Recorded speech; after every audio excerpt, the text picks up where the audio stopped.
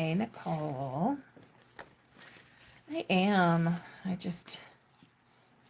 decided I was going to go live yesterday, but I got too tired and I had too much stuff going on. And then I was going to go live the day before, but I don't remember why I didn't. It's been a bit. I haven't sewn in a while, so I have a strike due. So I figured, what the hell? Just go live. It's not like it's a secret print or anything, and it's a pattern that's already been published, so. It's really dark in here for some reason. I even have a super bright light on, so sorry about that. I haven't sewn in, oh my god. When the hell did the temper tote go out? I think I've sewn once since I released the temper tote. So it's it's been a minute.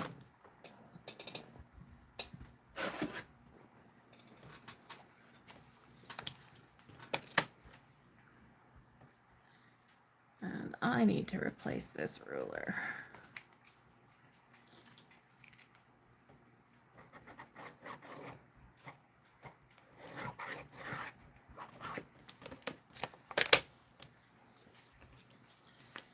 Hope you're healing up over there.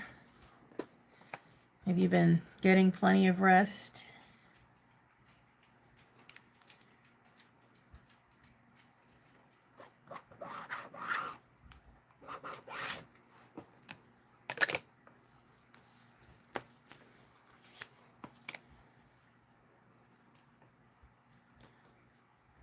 Why the hell is my thing so dark? Nope, that doesn't help.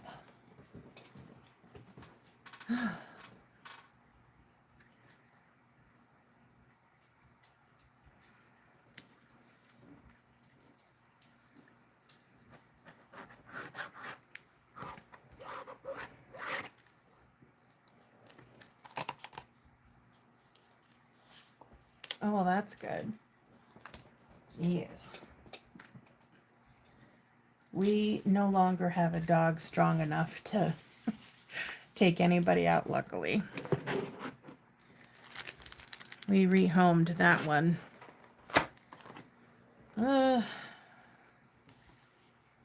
Creeping up on a year ago.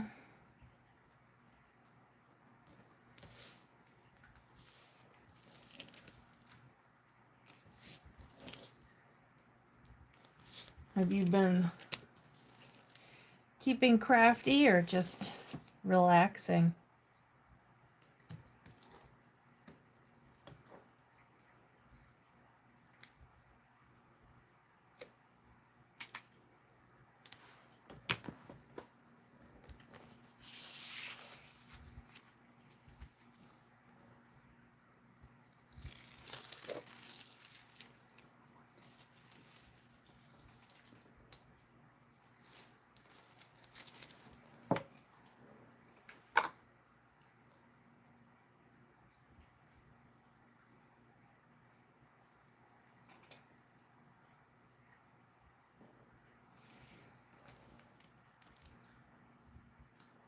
Well, it sounds like you need to take up a new hobby. Something where you can sit on your butt, but don't have to use your feet. Your hands can rest comfortably in your lap. Sounds like you need crocheting or knitting. But I'm guessing that you probably already do one or two of those, don't you?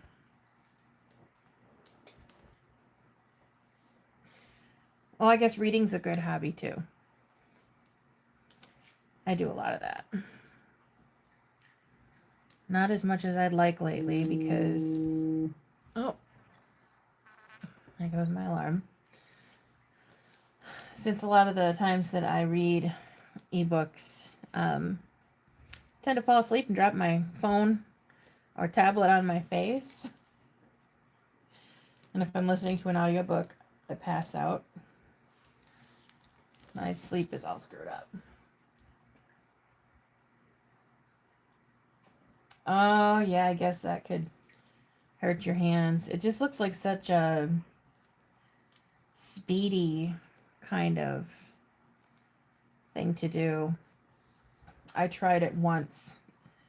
And by once, I mean, I think I got through like 4 or 5 loops and then I gave up.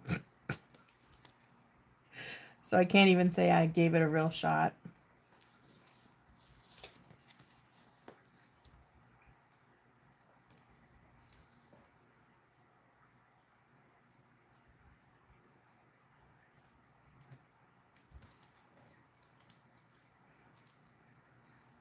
Oh, this didn't even... I think I cut my stabilizer piece too big.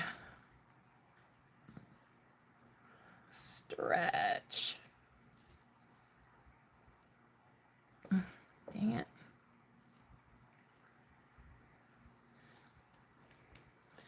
it. Well, hello there, stalker. Took you long enough.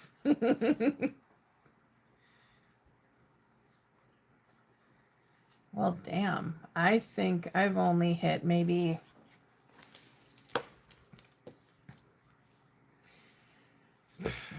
20, maybe 30 books this year. It's been a slow year.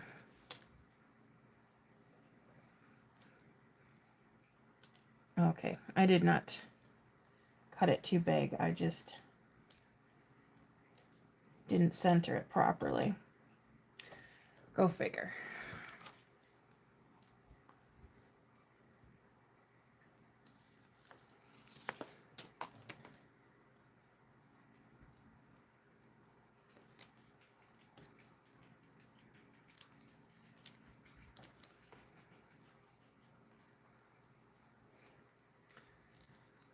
I ended up doing a water change on my fish tank the other day and topped it up so it no longer sounds like somebody's standing in the corner peeing when I'm on a live.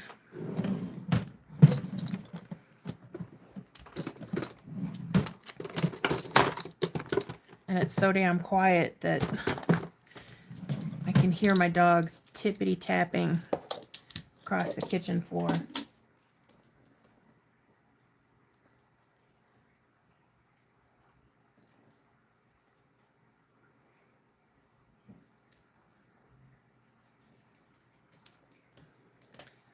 I've got to be missing something. Is there some kind of setting on here that brightens? It looks like I don't have any lights on my screen. Weird.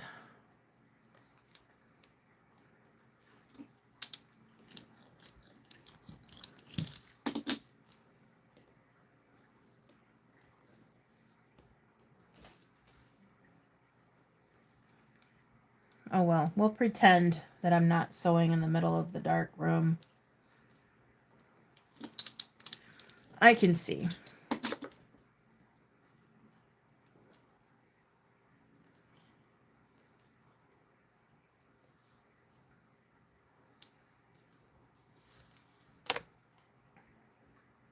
I might have to try going live on TikTok again. The one decent thing about being on there was that I could actually play music in the background.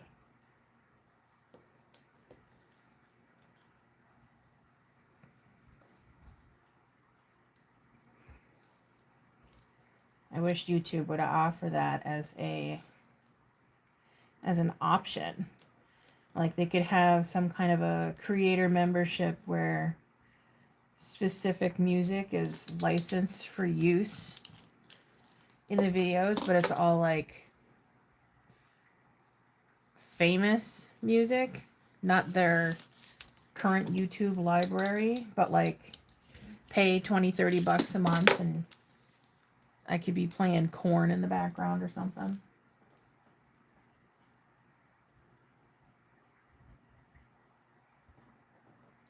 Well, you don't have to have TikTok to view it, but I think you do have to in order to comment. I only use it for watching, really. I haven't posted anything on there in a while. Although I have found a few different bag makers on there, so that's always fun.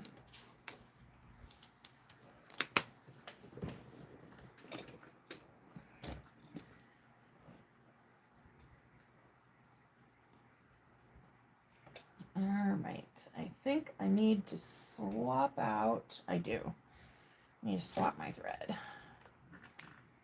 Because I currently have 70 on here, but I'm going to be using 90. I just got some,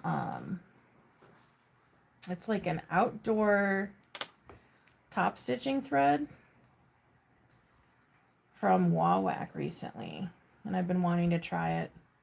And I happened to get black and red. And the red matches this vinyl that I'm using.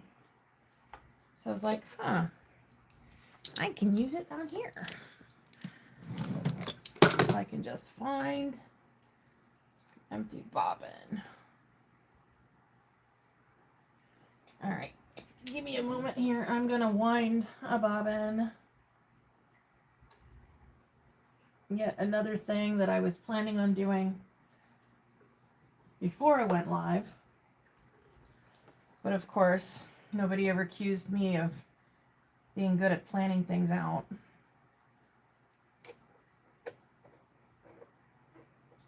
Hello, Lindiana.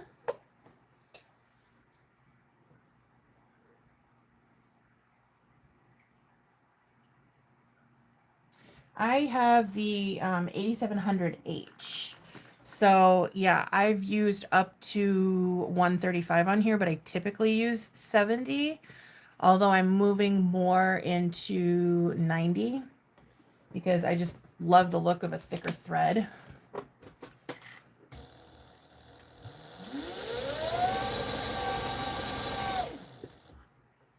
Oh, okay. This doesn't snag or doesn't cut itself free.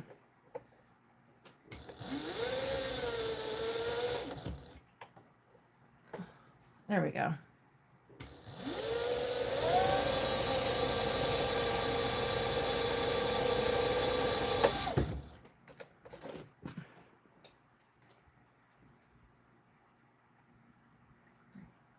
Oh, damn. Shakes the whole table, huh?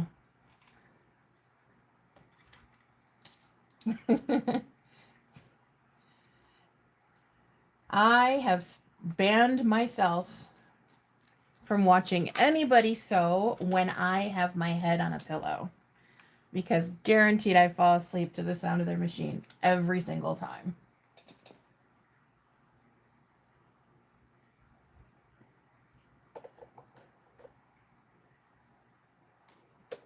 What are you training for?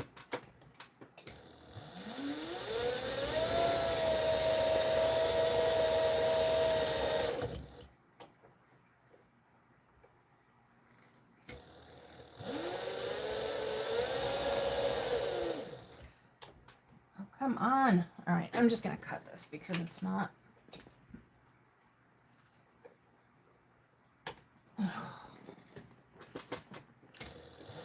This thing spirals up like a damn phone cord, but it won't snap as easily as like a 70 would.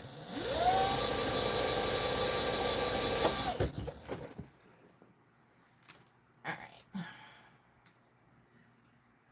So I've got one bobbin in my case and one ready to go until I am ready for the red.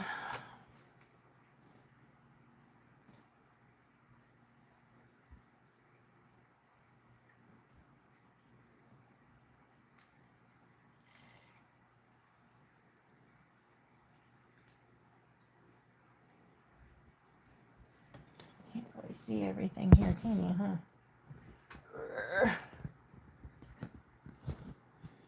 Let me see if I can angle this a little bit better.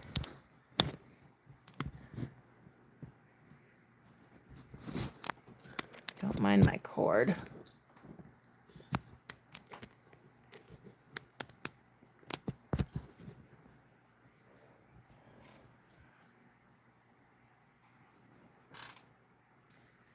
I've gotten a little bit smarter when I go live on my phone. I now keep it plugged in and make sure that it's attached properly.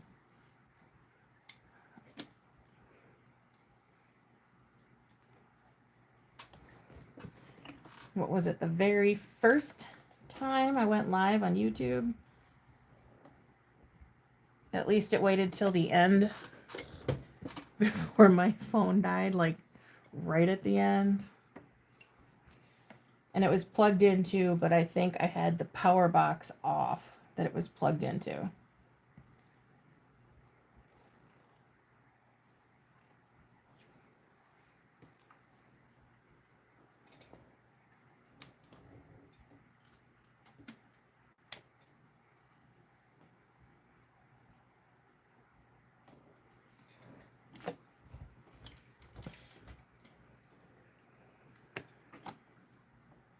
Yeah, you gotta make sure you keep that job.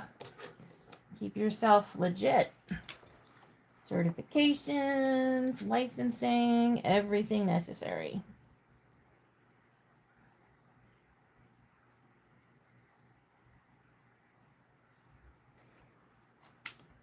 Oh my God, seriously? This one bobbin, or this thread rather, just does not want to stay wound. It's like freaking attacking me.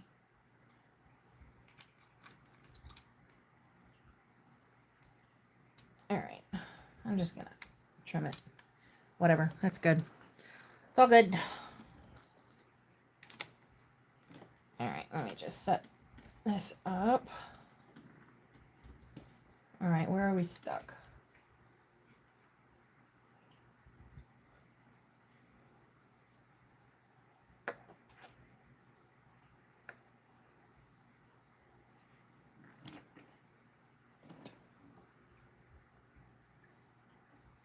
Something is too tight.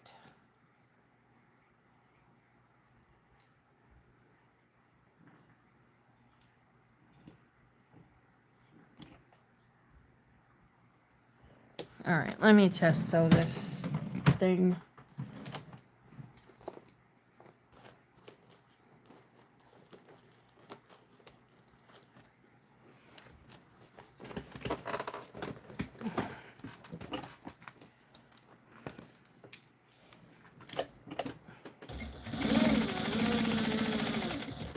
That doesn't sound good.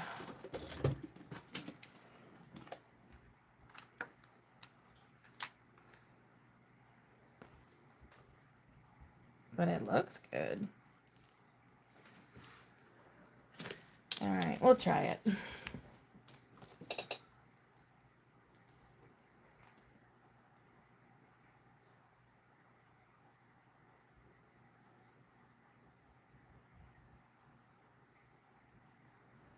Hello, Nancy.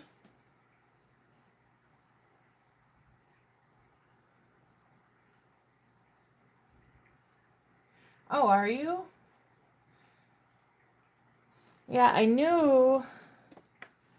I caught one of her morning ones when she showed her first one.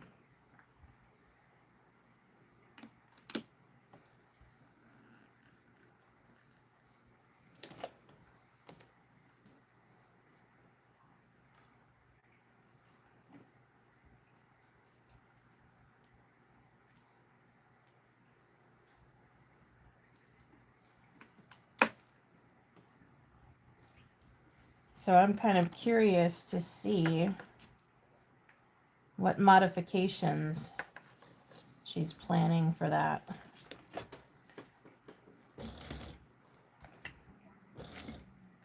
Who are you growling at, Missy? Don't you talk back to me. Saoirse!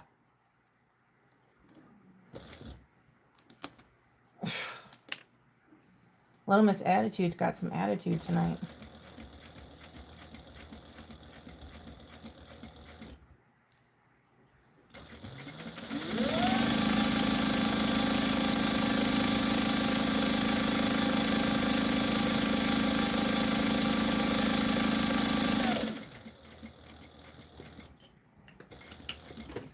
All right, let's see how well that worked. Not bad. Except it's not pulling my 5mm. It's more like a 3. I don't know what the heck happened there. You can see it started off as a 5mm, but then it shrunk. That means my bobbin is probably too tight. So I'll have to adjust that, but may as well make the whole thing match first.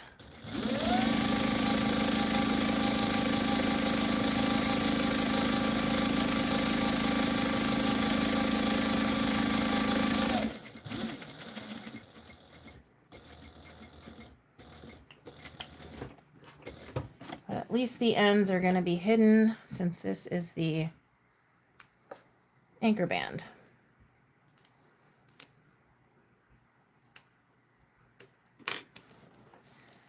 All right, let me check the bobbin real quick. Yeah, it's a little tight.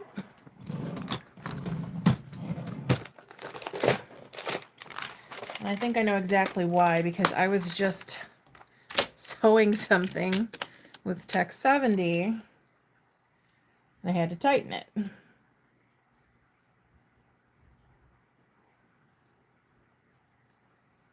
That's better.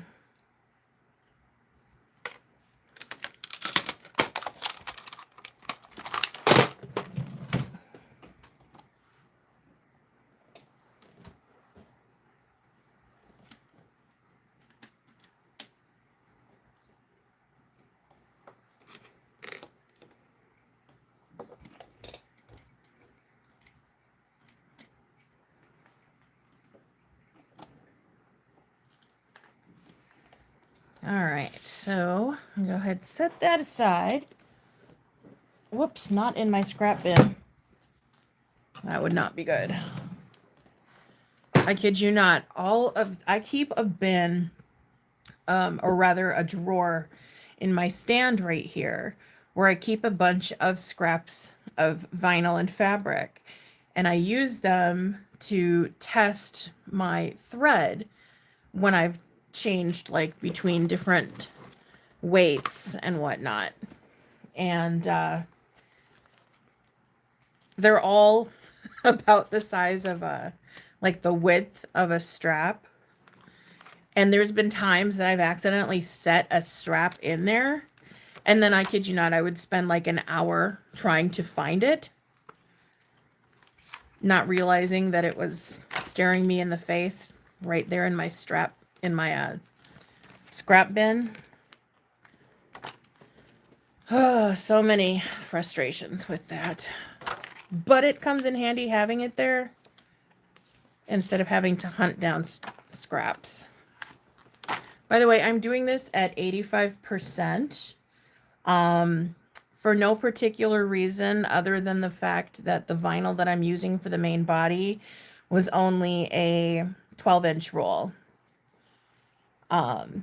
You cannot do the original Bat Company bag with a 12-inch roll.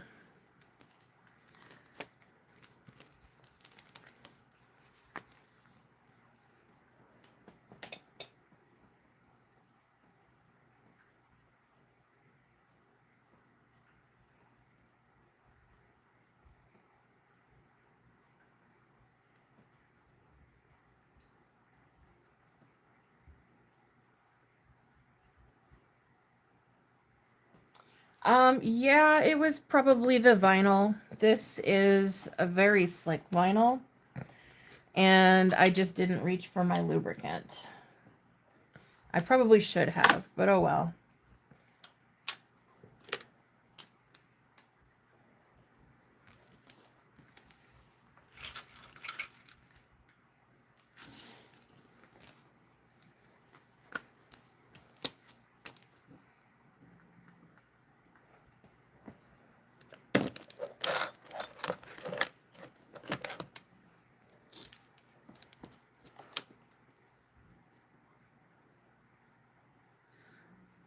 Saoirse! Not you, Kiva. Where's your sister? Saoirse! Saoirse, come downstairs, please. Oh my god. She's the diva dog. She's like, she doesn't want to touch grass because gross. She never wants to go outside to do her business unless me or my husband is standing there watching her. It's pathetic.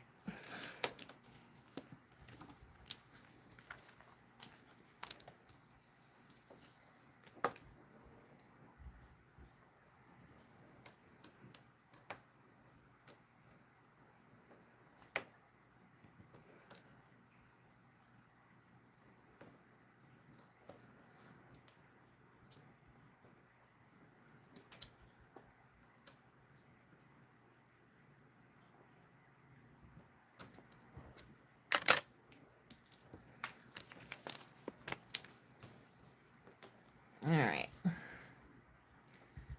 So for anybody who has never made a Bat Company bag before, I know that a lot of people find it to be a very intimidating pattern, but I promise you it's easy. It's just time consuming when you're not used to doing something like that. And I think that most people are thrown off by the way that the flap is put together. And literally all it is piecing 3 pieces together and doing butterfly seams and top stitching. Curves can be tricky, but not impossible. And when you look at the rest of the bag, it's all basic construction for the most part. The front hidden pocket can be a little tricky to stitch around the sides of it, like the very corner edges. But as long as you go slow, it's not really hard to do. So if anybody has tried making it and you have questions, feel free to ask. I'm probably not going to finish the bag tonight, but we'll see what we can do. I'm a little out of practice because I have not been sewing for a while. I've been neck deep in Photoshop and in my editing software and doing this, that, and the other stuff with my kid. But I am trying to get back into the swing of things. And I figured I'd come on here and do this one live because I noticed that a lot of people have been making this one lately. And I'm actually doing this one for a strike, so.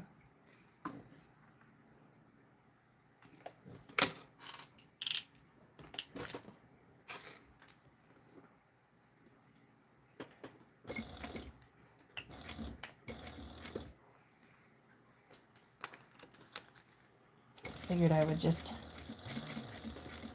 sew it live since I haven't sewn in a while, haven't been live in a while.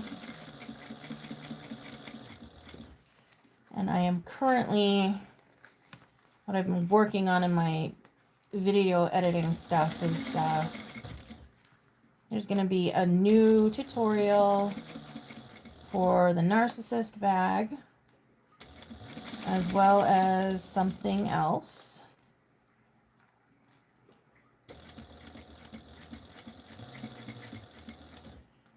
But I'm kind of all over the place at the moment, trying to finish up this, that, and the other.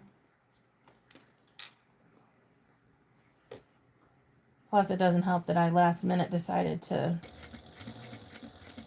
throw in something as a gift for somebody that I have something I need to send them. So,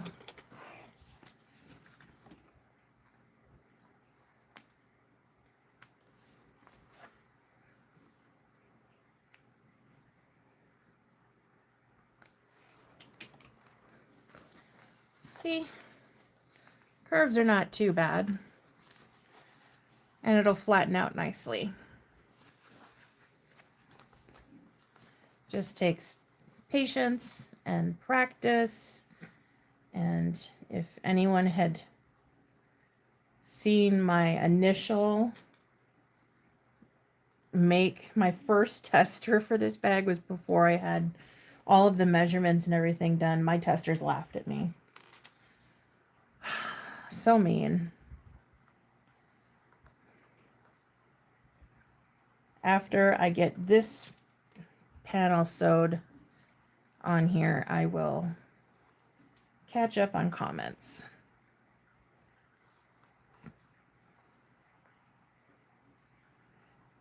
I know Melissa's just talking smack about me, so I'll have to go see what she's saying.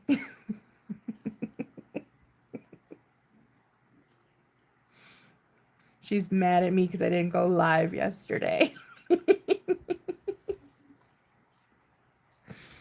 I was tired.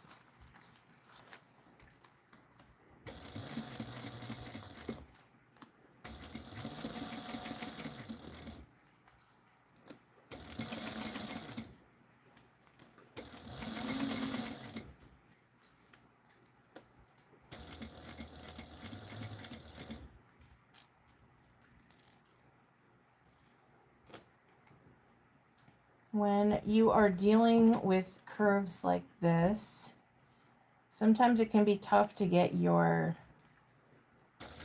foot and needle right in there where you need to be when you've got like clips in the way. So having a pair of hemostats is always beneficial. It's like having teeny tiny little fingers that are a little bit safer to have close to your needle than your actual fingers.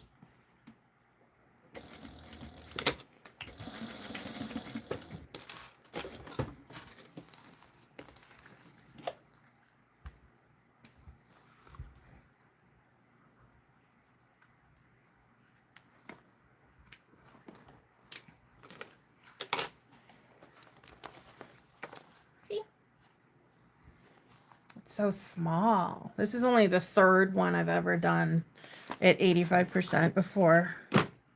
So it's still, oh. That time my alarm vibrated the entire table. So I definitely cut that one. I know I missed him before.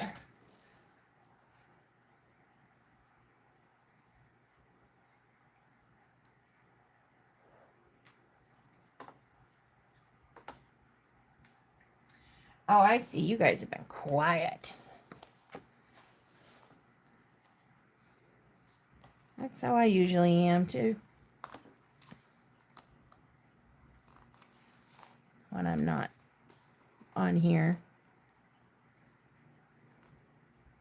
Actually, no, I'm lying. I'm one of those weirdos who, like, I'll be sitting there watching a YouTube video, and when the person that I'm watching, like, says something wrong, I'm that person yelling at the screen. Like, that's not how you pronounce that. That's not what that saying is. That's not what that means. Like, you just contradicted yourself. I've been watching a lot of Halloween content creators lately, realizing how young so many of them are, constantly correcting their grammar.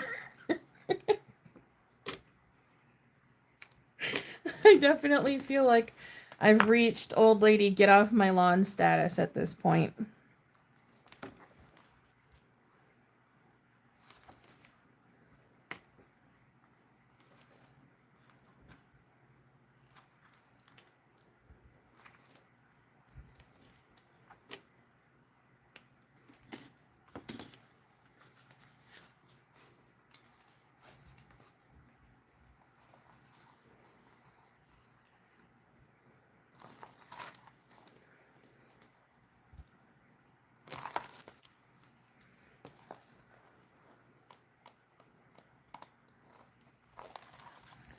Should I save time and do the other half of the flap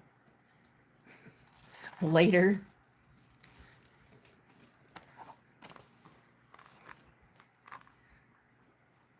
And I'm not going to bother cutting this because this vinyl is so damn stretchy. Where did I put my roller? Oh, in the wrong drawer, of course.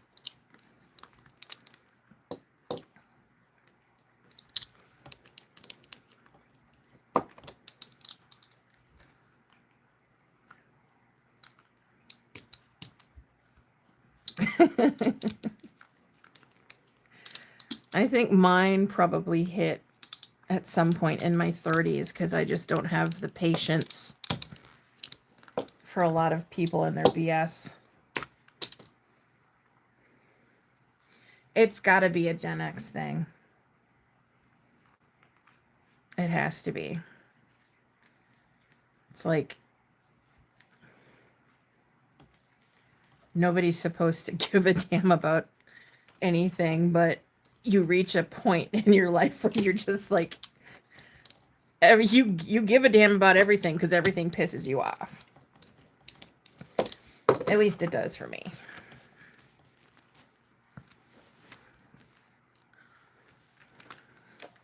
So there's one. Still have to attach the foam. You know, I'm going to go ahead and do the other one. Hey, Jaded. How are you doing?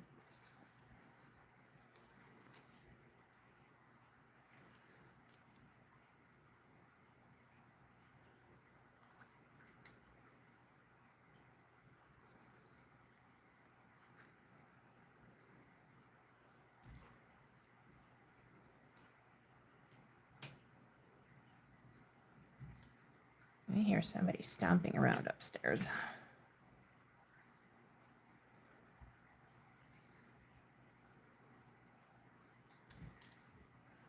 I am exhausted. I think tomorrow is a new day. It pretty much sums it up for everybody nowadays, huh?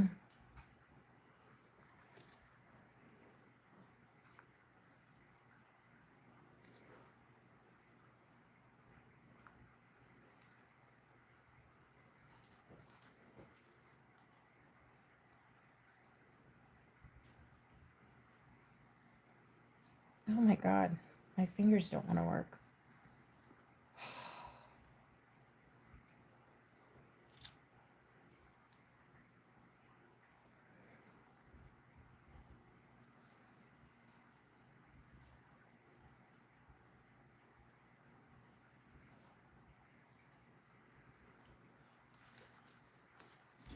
There we go.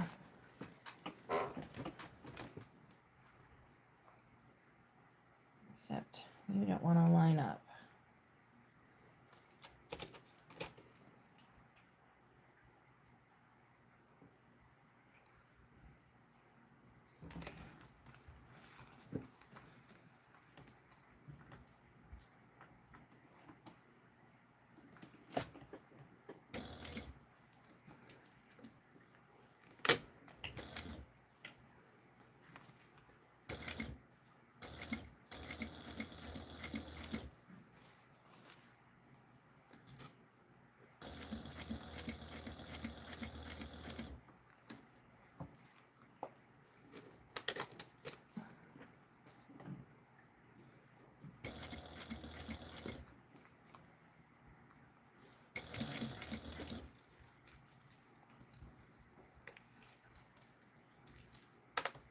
Damn it.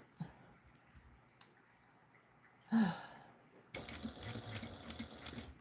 have too many magnets on my machine, so all of my tools are getting magnetized. So every once in a while I'll fling a clip across the room because it's attached to like my hemostats or my awl or something. And I did not piece this one together properly.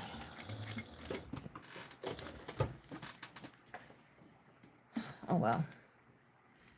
That's why you get to trim it.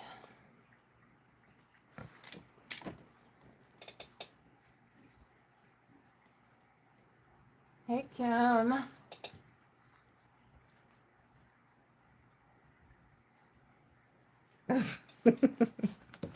Just melt into a puddle.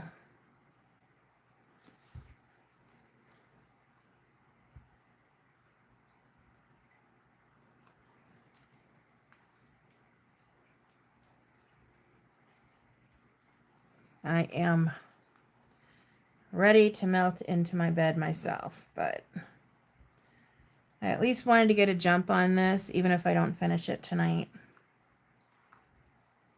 Chances are I'm gonna end up calling it quits after, well, I want to get the flap done, and maybe I'll get the hidden pocket done.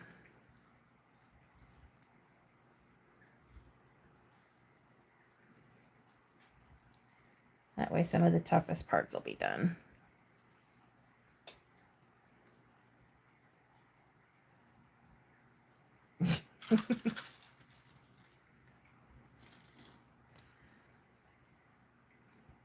Yeah, a lot of my tools and things seem to have some really good chemistry, so they get stuck together a lot, but it's the magnetized stuff that bugs me. Like if I go to grab a handful of clips, when I lift them up, I get like a vertical trail of them just stacking because they're all in a magnetic bowl.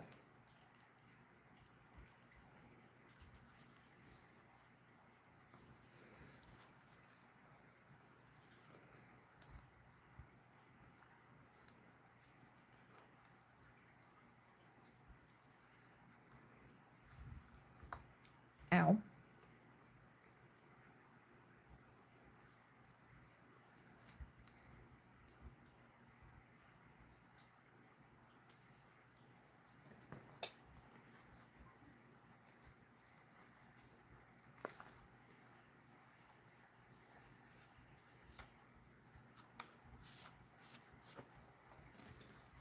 Well, that's handy. They don't do a lot of fundraisers out here. Closest they come to anything like that is when they have a coupon available over at Culver's. And they call it family night or something like that. I've never done it. I don't like Culver's. But if they did some kind of bake sale at one of the schools, I'd be willing to contribute. I like to bake. I make some damn good cakes. I can't make bread though. And all the breads you make are gorgeous. They always look so yummy.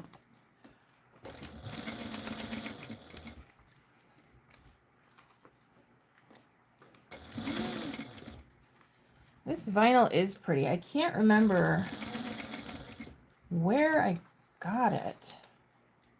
I used to be able to remember every single shop that I've purchased something from. Oh, that zipper pull that I only have one of that I haven't seen in the past 3 years. Oh yeah, that came from this store. I can't do that anymore.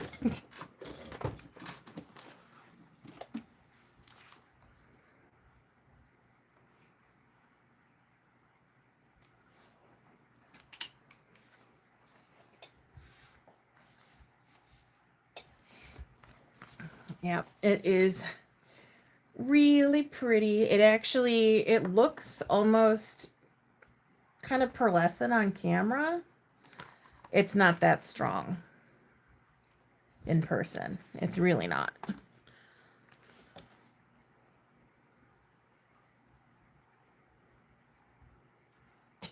Send you some cake. Come here and I will bake for you. How about that? In fact, you can come here. I'll bake you a cake. Kim can bake you some bread. And then we can all go to Michael's. And then we can go to, oh my God, what's that one that's,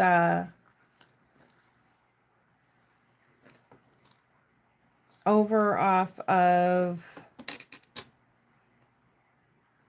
is it in Blaine? That's not in Blaine.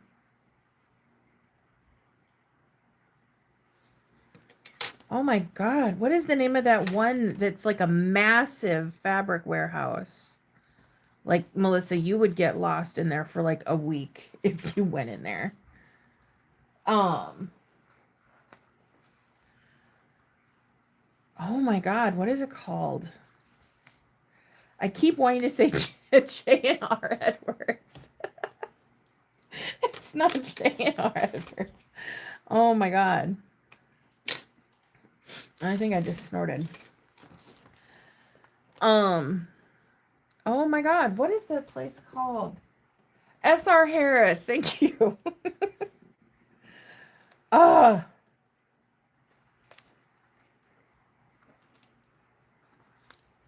Yeah, they've got just a teeny tiny little warehouse. Actually, the building for the one that's out this way is actually relatively small. But if you took all of the fabric from Joann before they closed, like if you go into a big Joann and you take all of the fabric, all of the vinyl, all of that stuff out of there, and then you multiplied it by what, 10, 15, and then threw it all into a building half the size of a Joann, that's what S.R. Harris looks like. I'm not exaggerating. It is wall to wall, massive.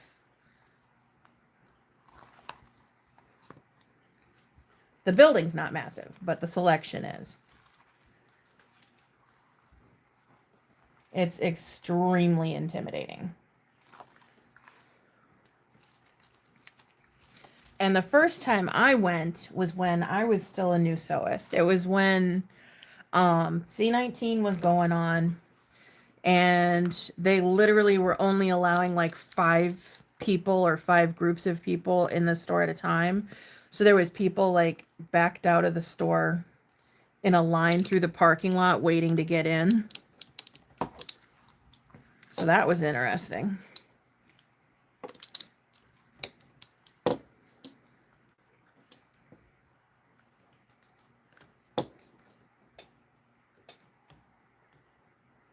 Yeah, it's right over there by Brooklyn Park. I want to say it's on 169.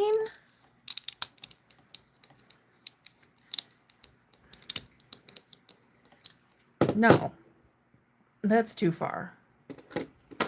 All right, I gotta look.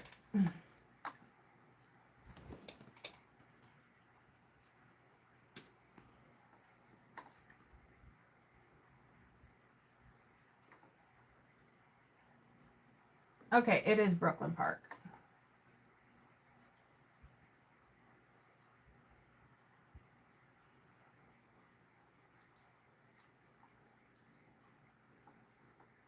And yeah, it is on 169. Okay, yeah. I was right. So it is technically Brooklyn Park, but it's like on the border of Osseo. So yeah, you were accurate too.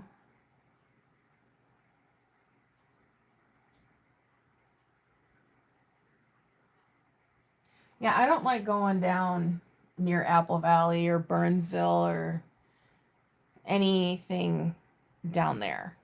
Like Burnsville is probably as far south as I will go, and that's only if I have to.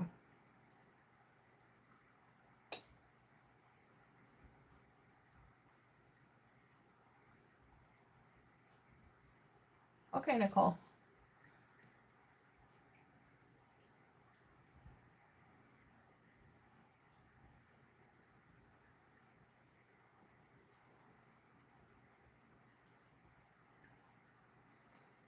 Oh my gosh. Yeah, it's hold on. Let me see. I don't think they sell anything through their website, but they've got some info.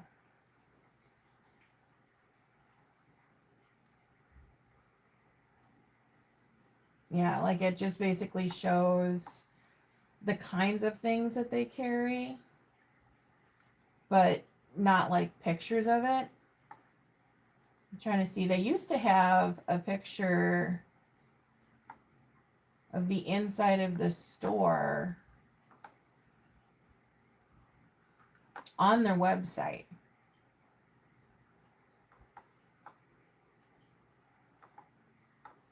Let me see here. I'll find a good one.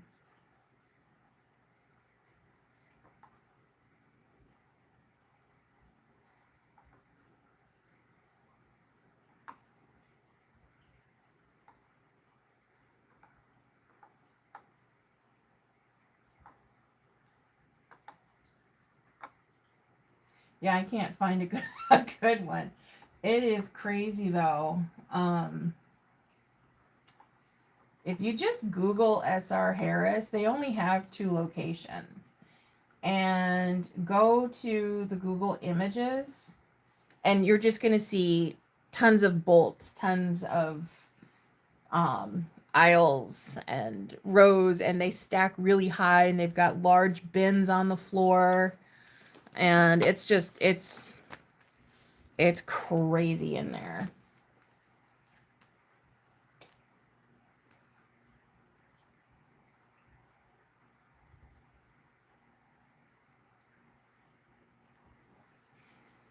Yeah, I think it's just a Minnesota thing. As far as I know, they only have the 2 locations. And I do not go, no Apple Valley for me. I don't think I've ever even been to Cafe Rio, but I know that I have not been to Apple Valley. Oh, God, not directly since 96, maybe?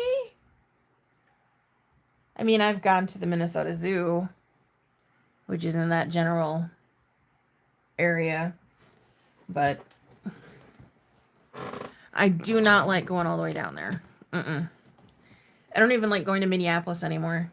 I prefer to stay on this side of the cities. I'm cool over here. Everything I need is here, except for Pepitos. Oh my God. I can't live without my Pepitos. Every single time my husband goes to Minneapolis, I make him get me Pepitos.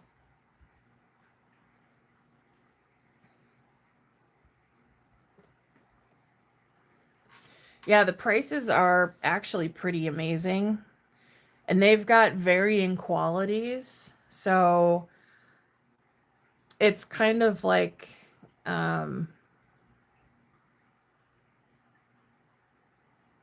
you can find like a little bit of everything for every budget. All right, let me grab my foam.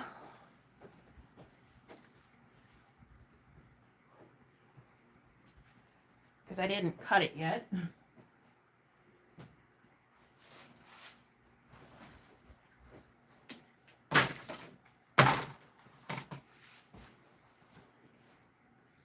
right, I need you and you.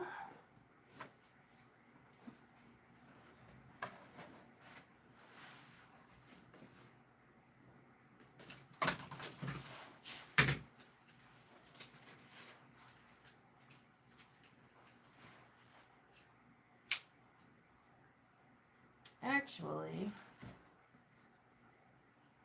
yeah, I'll use this one.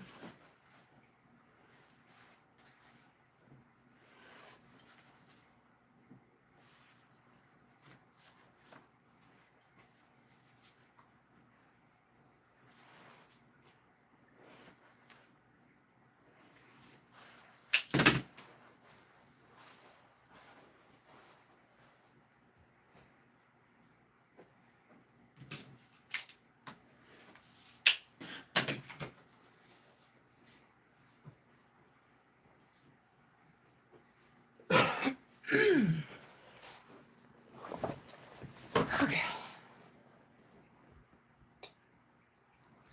Yeah, Melissa, you would... Actually, it's probably not a good idea for you to ever pop into there. I mean, it's the kind of place where you have to, you know, put your hand over your eyes and walk through quickly. Otherwise, you should probably show up in a big vehicle. I try to avoid it. But now that Joanne is gone, no promises.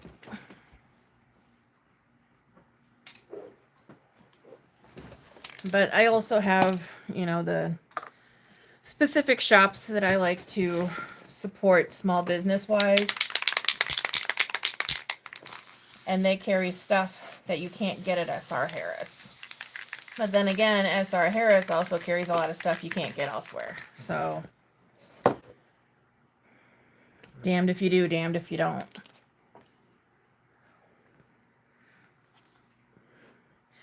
No, don't stick yet.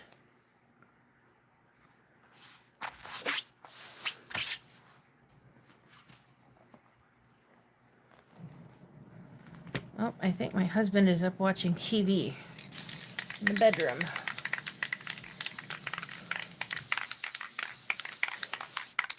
That would explain why I'm not hearing the hounds.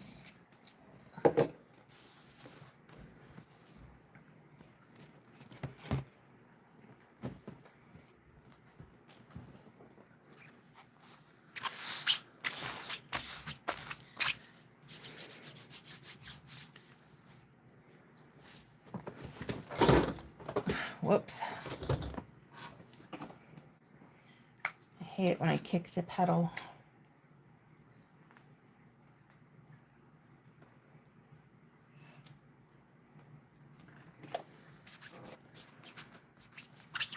All right.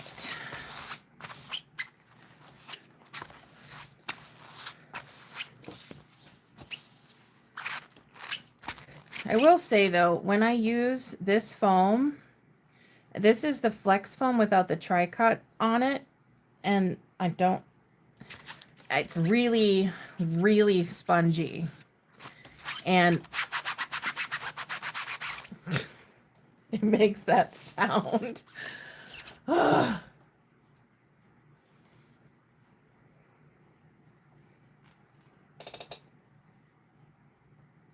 Oh my God, you would need a trailer. You really would. There's way too much there. And I can tell you, if you sew clothing, like I know you do, Melissa, yeah, you're screwed if you ever walk in there. Honestly, they have more like clothing and upholstery fabric than they do vinyl. Although I have heard that they have kind of upped their vinyl game since I've been there. So you never know.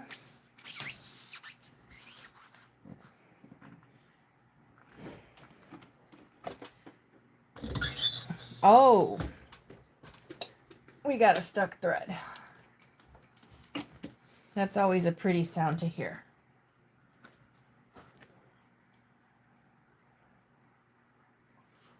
All right, it's not the bobbin.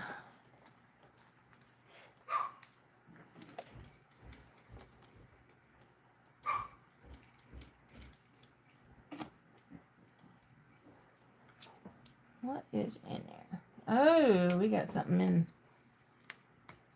in there.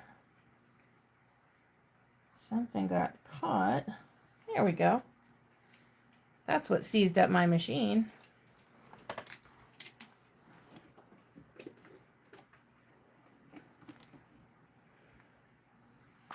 All right, go on the edge first. Make sure so I don't screw up the top stitching. Yeah, we're good.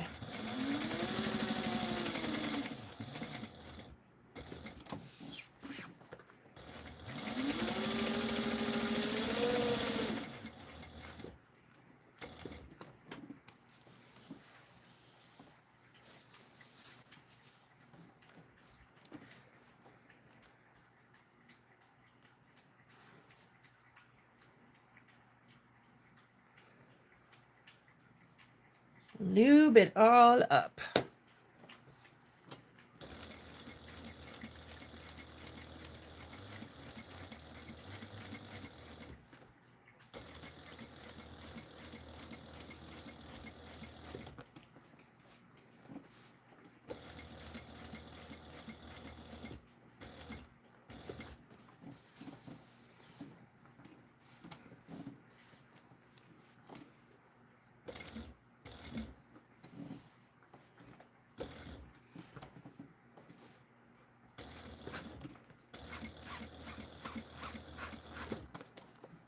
I hate that sound.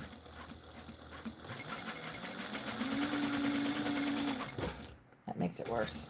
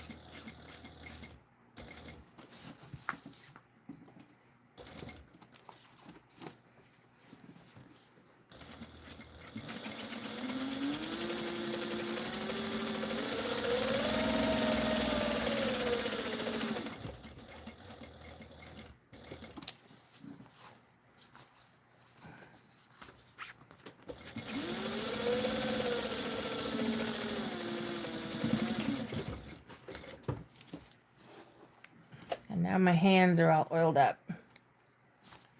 Ugh. Messy. And these threads decided they were gonna hop in randomly.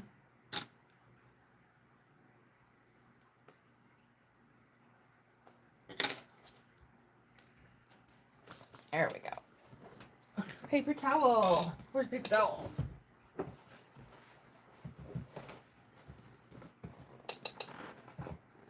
Oh, okay.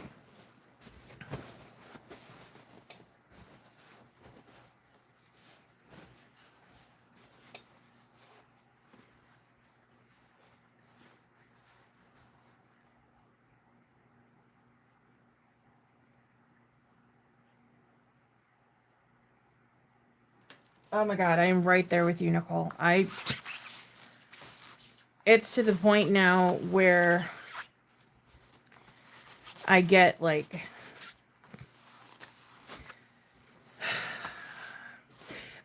I mostly try to stick to only solids that I don't have or that I run out of. Like my black crosshatch, I buy that 10 yards at a time. And then other specialty vinyls, I'll get like 2 rolls at a time. But it gets tough because I strike for J&R Edwards occasionally. And every time they post something new, I fill my cart with like 30 things. And then I have to wean it down. Are you still paused, Kim?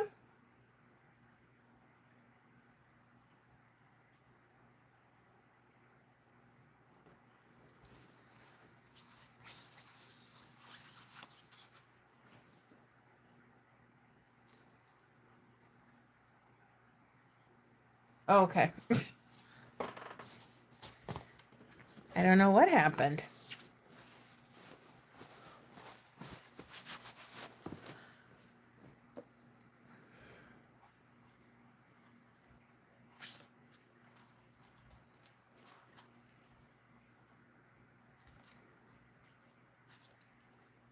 Oh. Oh, yeah, alarms pause mine too. Except for when I'm live on my phone. Apparently, if I have my phone muted and I don't have like vibration turned on, everybody watching the live can hear it going off. Everybody but me.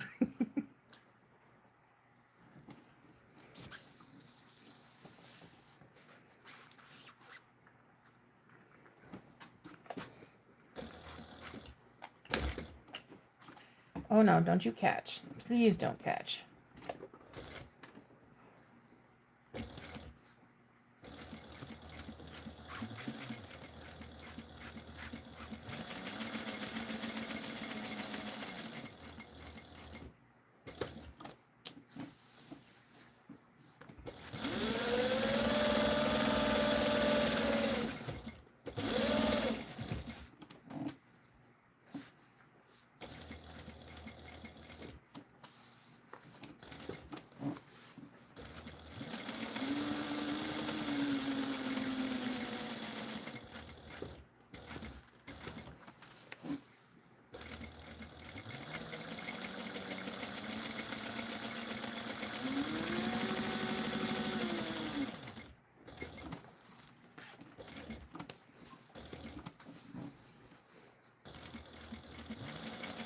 So what plans do you all have for Friday?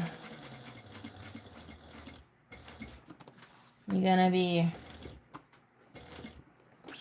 trick-or-treating, taking little ones trick-or-treating, staying at home handing out candy, staying home keeping the lights off, cursing all of the kids when they ring your doorbell, making your dogs bark so that you get pissed off and are tempted to open the door and scream like a banshee and tell them to get the hell off your lawn.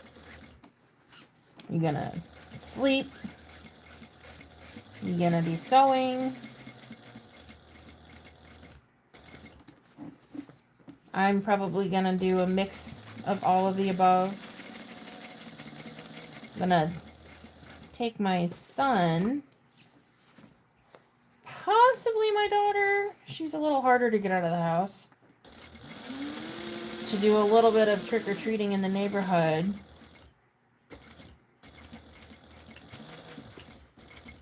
And then come home and hand out candy for a bit. Or rather, my husband will probably be the one handing out candy because I tend to get mad at anybody who rings my doorbell and I don't want to talk to them because it sets off my dogs. But I'll probably be sewing. I'm actually contemplating doing a live with a different camera angle. I bought a couple of masks and I've been debating using one of them for a live sew since it's kind of my thing that I don't show my face.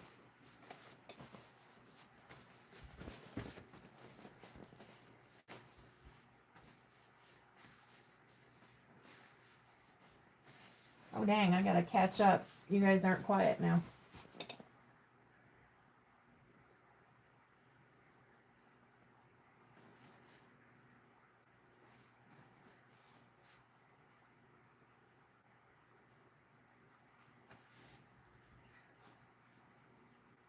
I think I've heard of Sam Fabric. I don't know about the other one. But yeah, I hear ya. When you're striking, it's it's practically an endless supply of goodies to the point where you end up with everything and it becomes a lot. Especially if you can't, you don't have like the time or the energy or drive to sew absolutely everything up.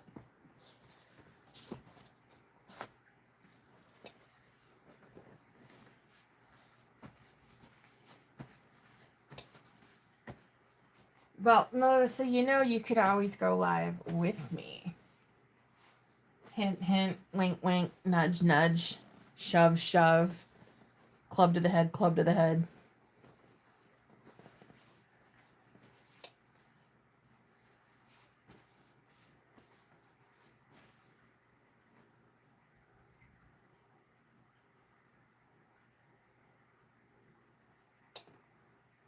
What's a crumb crusher? I've never heard that before. Nicole. You're not a Halloween person? Like you just don't celebrate, or you're just not into any of it?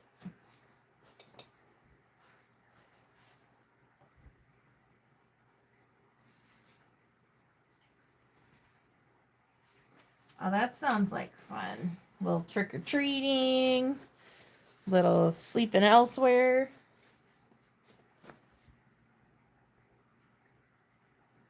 Oh, wow.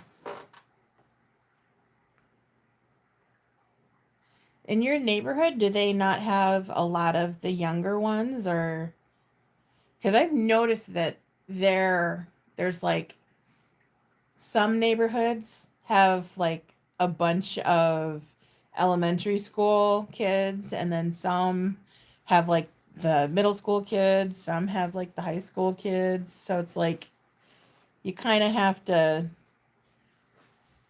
live in a section where they have a bigger supply of kids in order to see that real trick-or-treating thing. of course, when I lived there, we were in an apartment complex, and there was a crap ton of kids in that building. And they were constantly running up and down the halls. Oh, I absolutely hated living there, though. They made Bella so nervous that she literally climbed the walls. Bella's my Manx cat, for those of you who don't know. She looked like she was constantly up on the nip.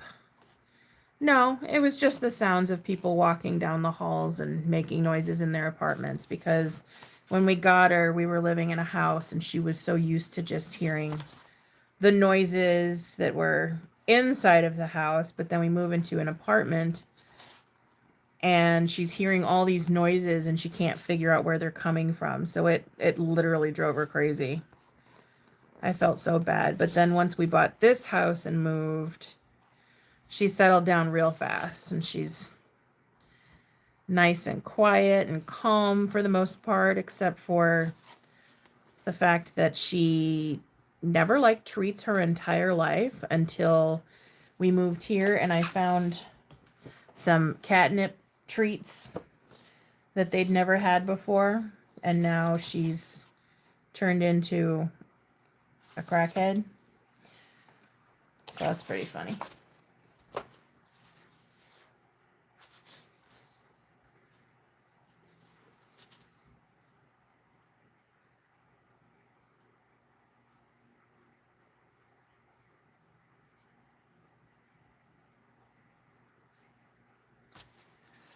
Get yourself a website.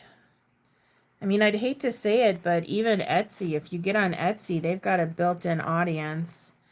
I don't want to get on Etsy because I don't like all the fees. When I first opened my Etsy shop back in 2012, I used to sell polymer clay sculptures. And literally the only fee that I paid was 20 cents per listing. And so when I got into bag making and went to go list my stuff on Etsy, they had started implementing all of the crazy chaos and, you know, like the charging for advertising and all of those lovely hidden fees and everything that is really pissing people off nowadays. But the only good thing about Etsy is that it has the built-in audience, which my website does not have. All of my clients find me either because they are bag makers themselves and they're familiar with my patterns, or word of mouth, because I don't advertise anywhere except for Facebook and Instagram. Occasionally I'll post on Threads, but it's usually just cross-posting. But other than that, I sell everything word of mouth or on my website. I don't even do events.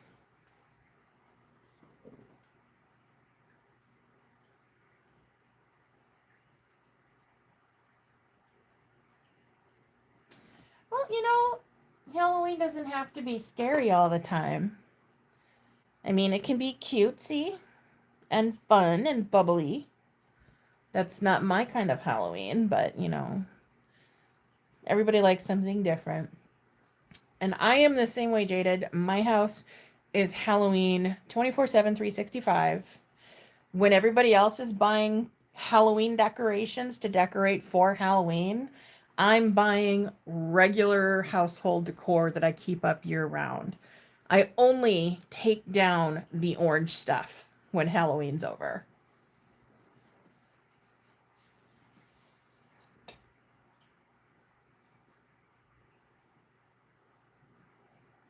You don't do clowns? Oh my God. Killer Clowns from Outer Space is one of my favorite movies. And It. Well, the Tim Curry version of Pennywise, anyway.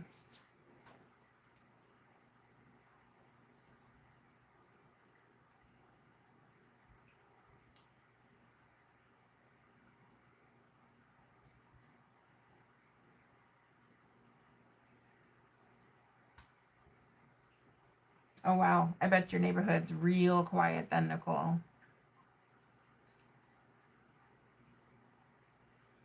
Yeah, you too, Melissa. That's one thing I would love to have is a house that is way out there with nobody around. But the neighborhood that I live in, there are several kids, but they're all my kids' ages. So we have some middle schoolers. Like there's two kids that live directly next door to us that are the same age as my son. And I think one of them's a little bit older.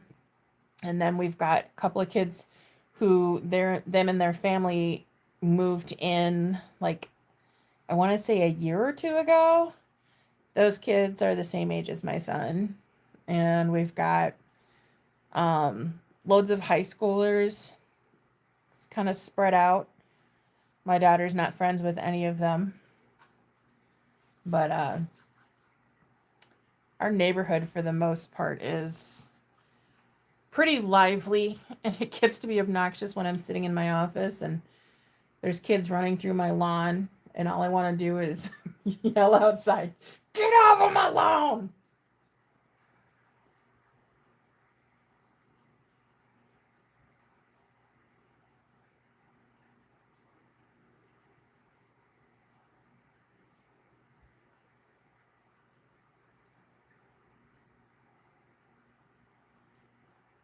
Oh, wow. You got a little bit of a spread there, but yeah, not very big neighborhood.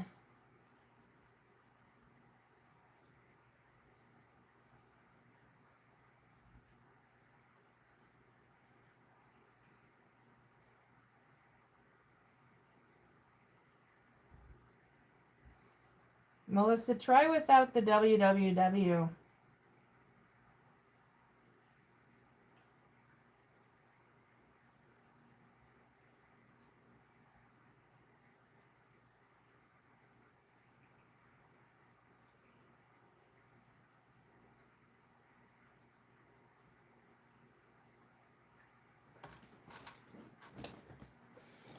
Okay. I think I'm caught up on chat, so now I'm going to grab my lining. I really need to do an update for this pattern with like basic shapes for the foam and lining for the flap, I think.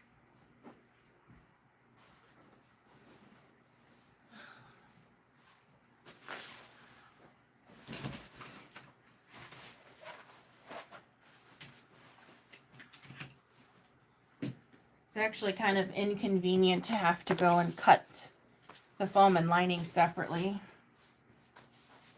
I apologize for that. But at the time, that was how I did it, and it was the easiest, and so I just got used to it. And I haven't changed it since.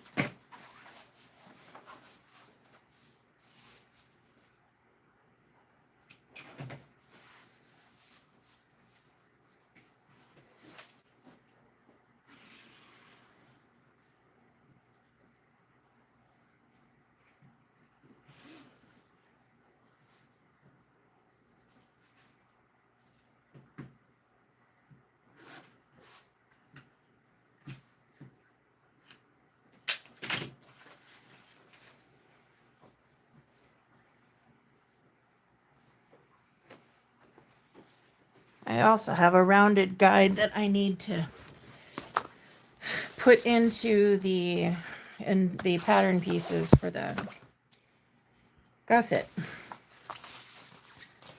But I created this pattern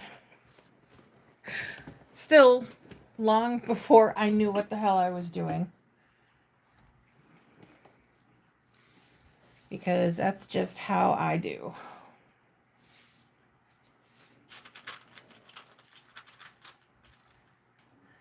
Night, Kim.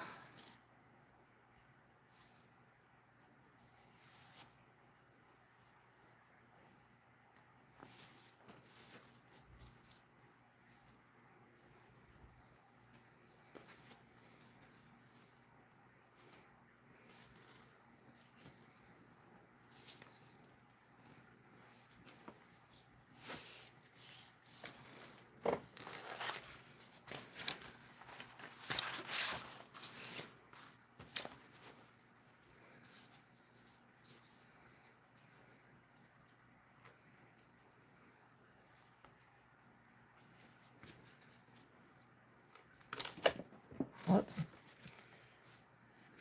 There I go. Throwing more clips.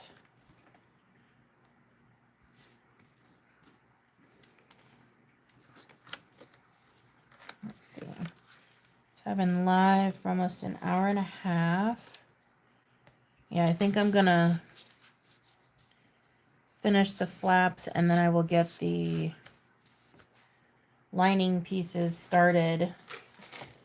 And then probably head off for the night and I can come back tomorrow and finish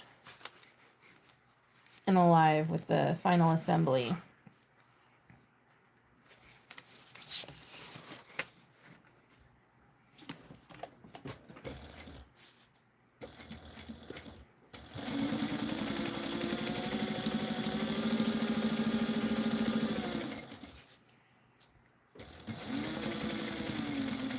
So if you're gonna make this bag, I find it very important that you baste the lining onto the flaps first to get everything laying flat the way it's supposed to be.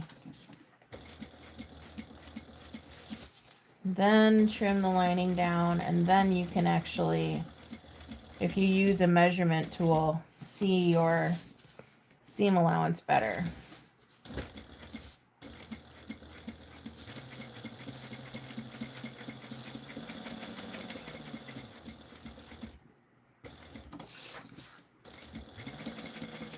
You know, the only thing I hate about using this machine with thicker thread is the fact that it's the M-class bobbins. You run out of thread so much faster.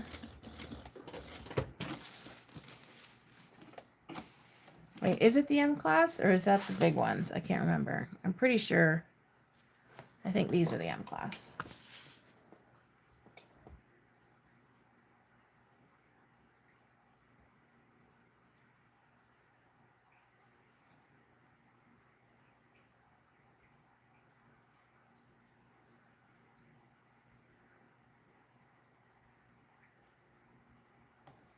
Melissa, who are you yelling at? These are little baby clips. They're so cute. You're teeny tiny compared to the plastic ones. But at least they don't fly up and attack your face.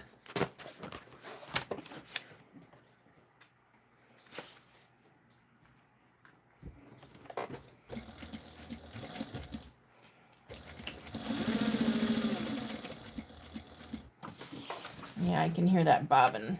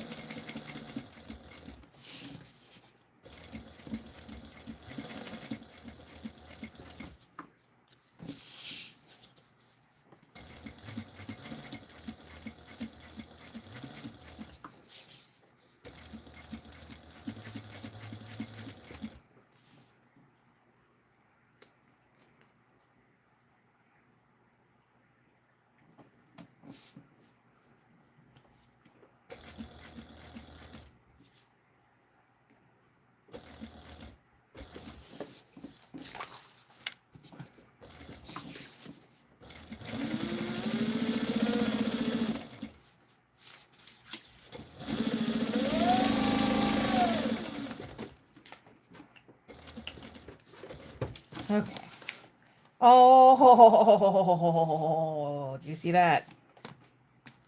Haha. Success. With an inch and a half of thread left. That is crazy.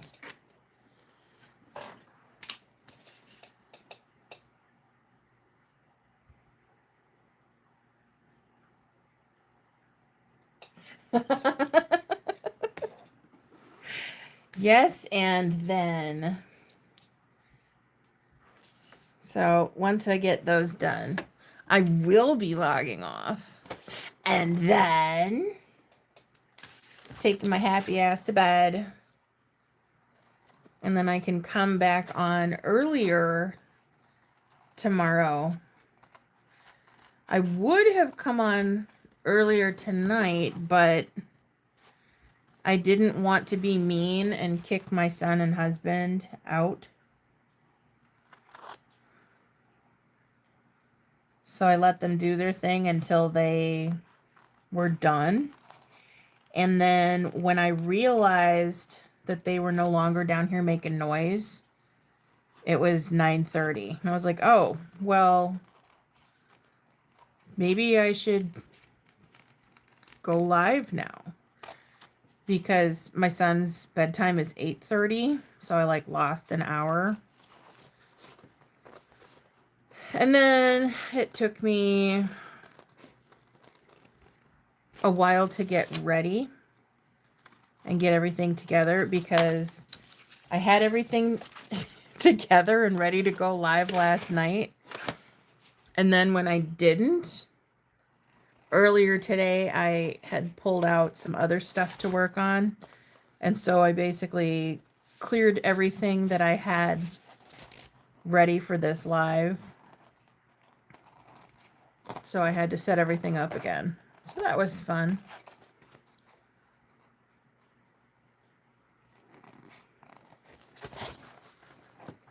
Oh my God, I know how to use scissors. I think.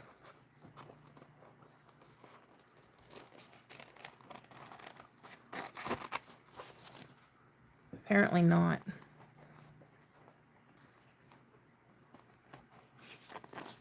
Close enough.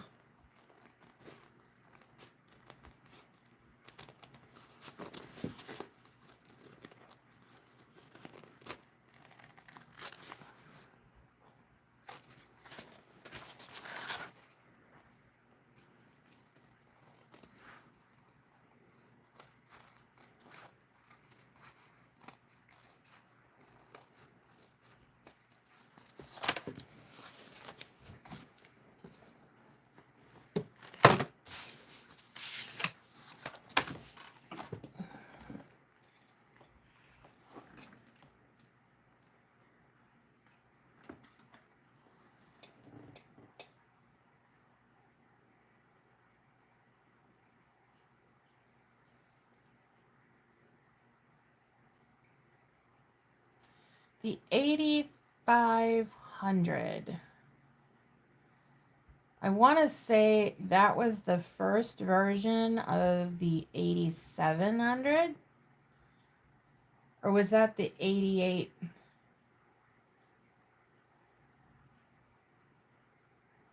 Was it 8850? I can't remember. Or was it 8550? It might have been the 8550. But if that's the one that is like the original version of the 8500 or the 8700, then it should be able to handle some stuff thicker than cotton. Now, if it was the 8700H, even though people will tell you you can't sew cotton on it, you can, but it's finicky.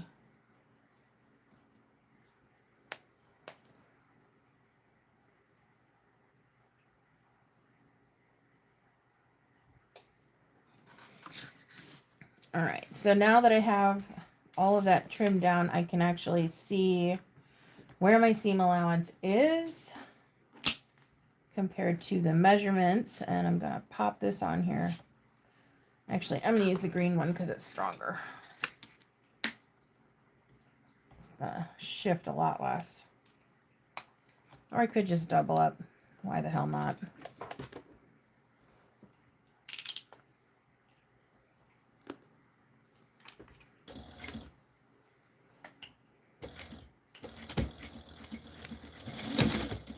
Uh-oh.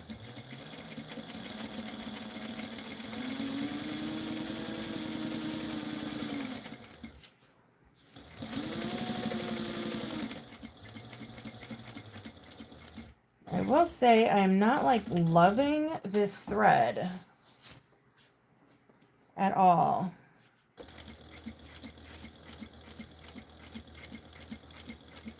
But that's what I get for trying something new. Then again,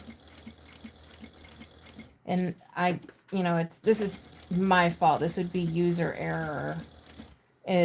I'm ignoring the fact that it's specifically listed as being a top stitching thread. So, I am Eric Cartman and I do what I want.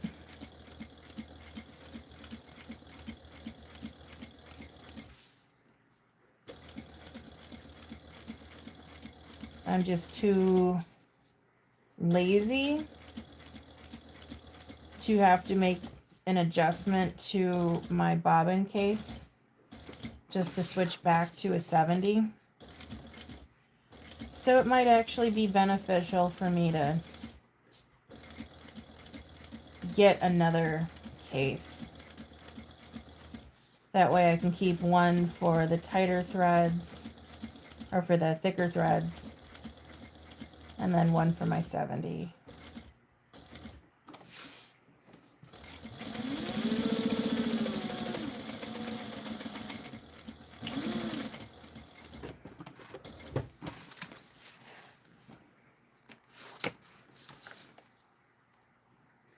But I do love how thick it is.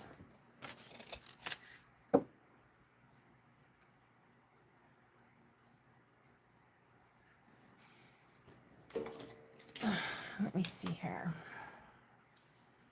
This is the red. Oh, wow, that looks a lot brighter on camera. It's not really that red. It's closer to a burgundy in person. But this is...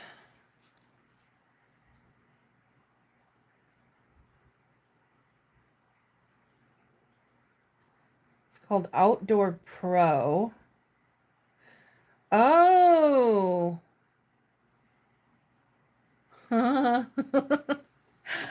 Now I know why it's being so finicky. Y'all, I screwed up.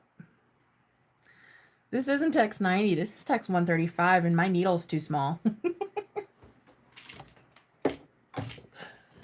So I'm going to switch out my needle.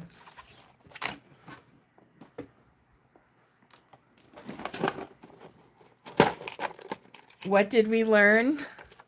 We learned don't do anything Nikki says because she's a moron.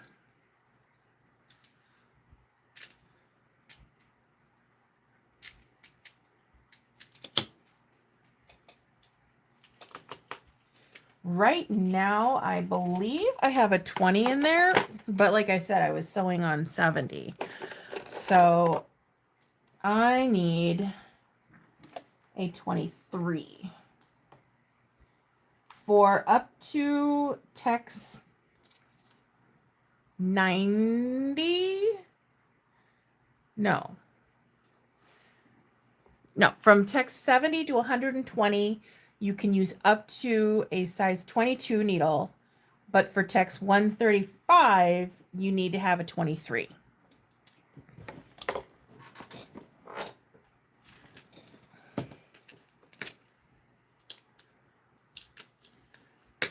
Oh, if you don't have one of these, get you one. This is just an old season shaker, and this is where I keep my sharps when I switch out all of my needles and blades. I've been keeping these for, I think this container is about 3 years old. It should be more full, but I don't change my needle very much. Hello, Yvonne.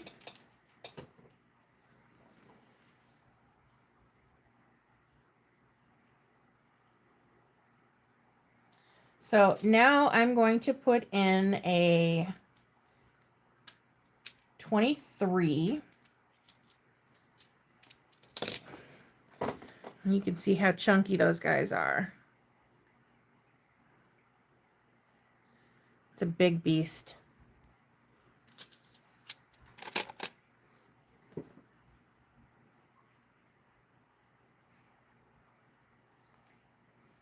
This is going to be interesting. I don't think I've ever put a needle this big in here before. In fact, I know I haven't. I think the largest I've put in here was a 20. Yeah, a 20.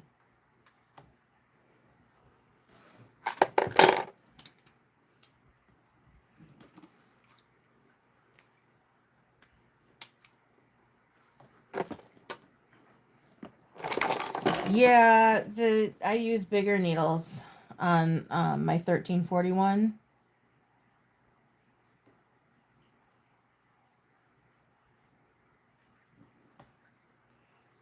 Okay, that already feels better.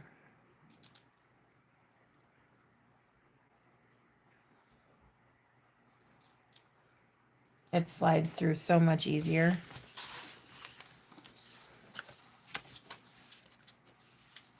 All right, here we go. Oh my God, watching that thing punch through is crazy.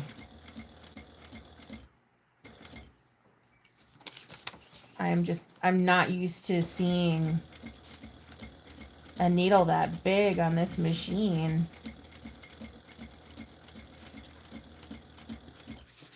And I think a lot of people have the mentality of, you know, a needle's a needle as long as it fits. So you get used to sewing on the same needles for so long. And then you go and switch to something bigger and it's like practically culture shock in a way.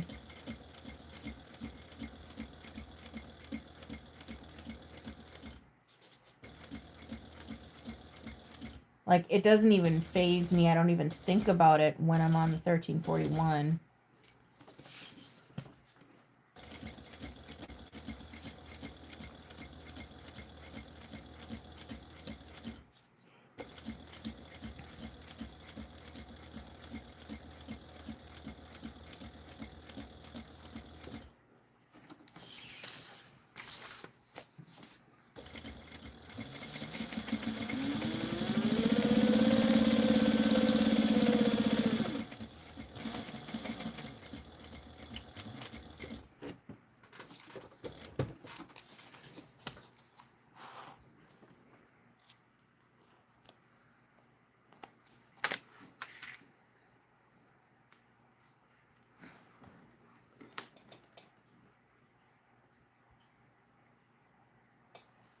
That's a good idea.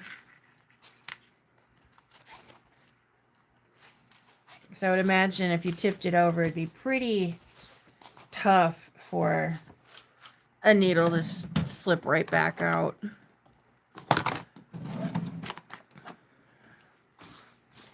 All right, now we're gonna trim seam allowance back down.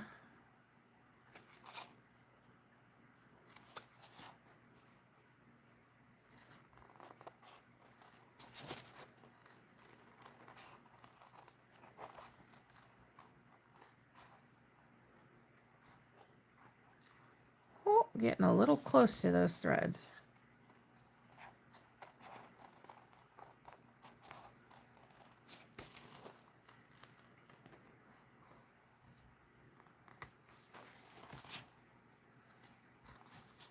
think I might go back over that corner just to reinforce it because I think I snipped a little too close.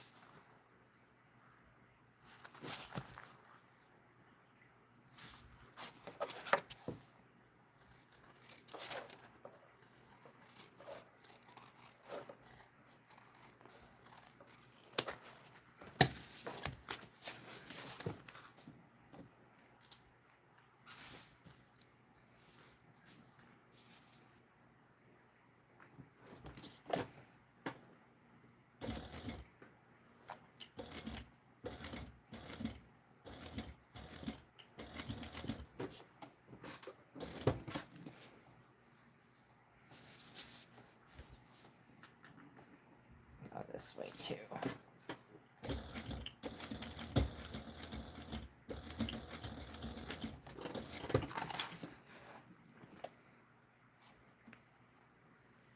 Close enough.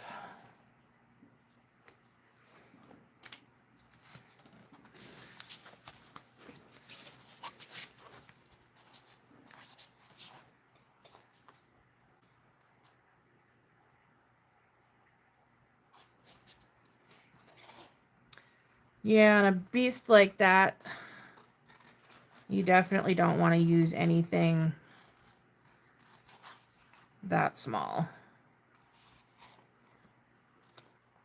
In fact, what do I have?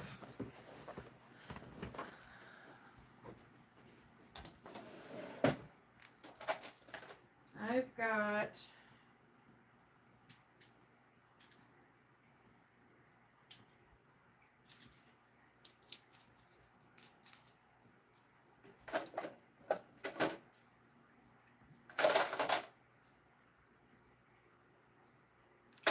I've got 20s and 22s for my 1341.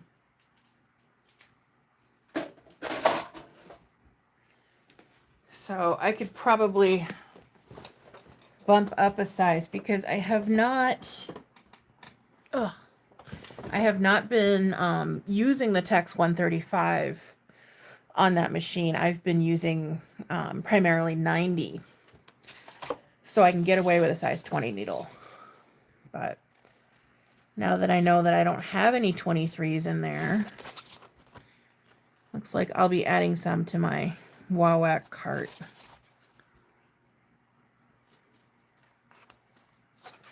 And needles are so damn cheap on there. They've always got really good deals. Oh my God, did you guys ever take a look at Wowak recently? They now have matte black hardware. They officially carry all 7 of the finishes I use.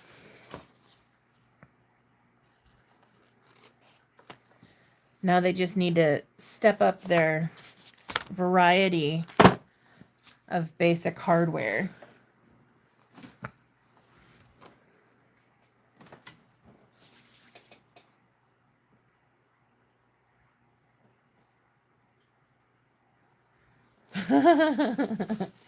I do not get their emails. I can't do it. It's bad enough that I get their catalogs in the mail. But nope, I do not subscribe to their emails. I don't need to know every single time something that I want is on sale. So I typically just, if somebody doesn't like announce it, if there's something I think I need from there, I will check the sales items at that time.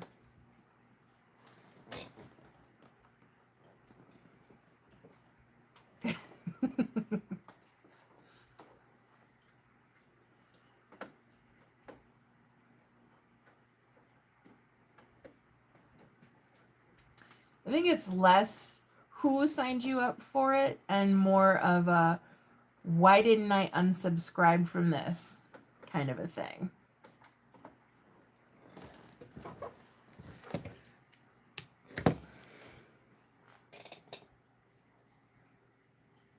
So the Canadian Wowak, What do they have there exactly? Because I know that it's not the same as what we've got.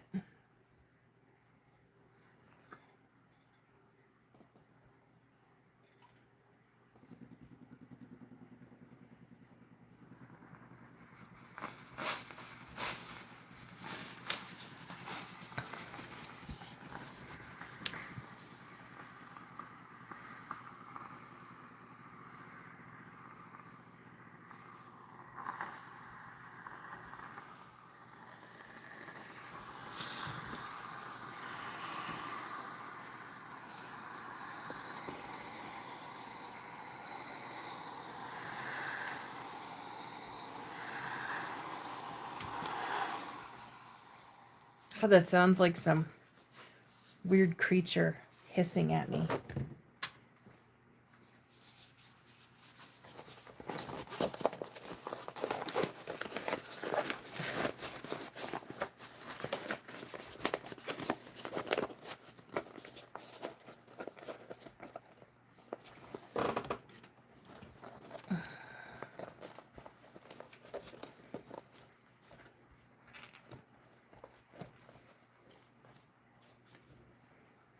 You had to look up. What are you doing over there?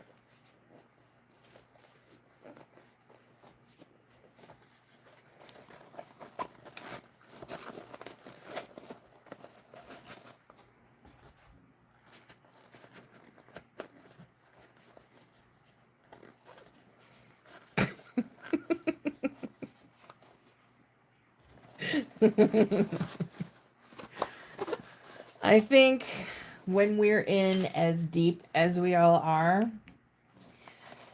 we're all past the reevaluation stage. There is no hope for us.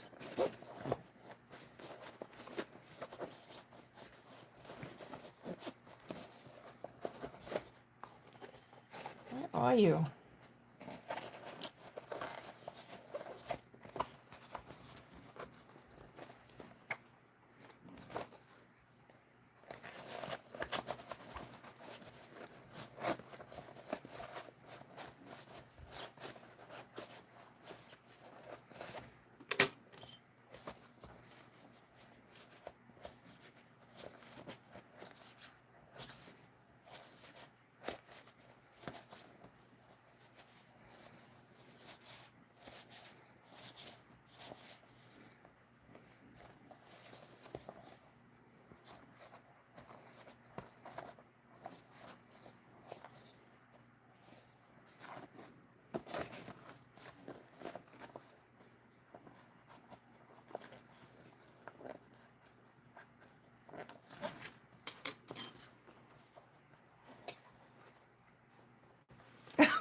Melissa, you need to be taking care of yourself, woman.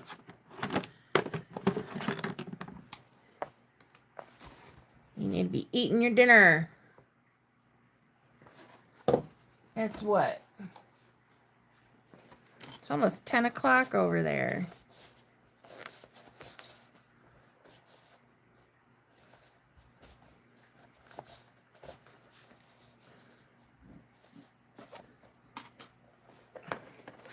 Yes, eggs are protein, but eggs are not a complete meal.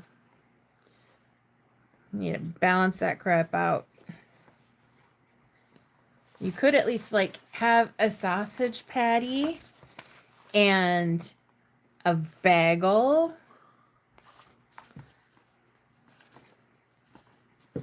I mean, that rounds it out a little bit. Is that a question? All right, let me add a few clips on here, and then I will turn out the other one.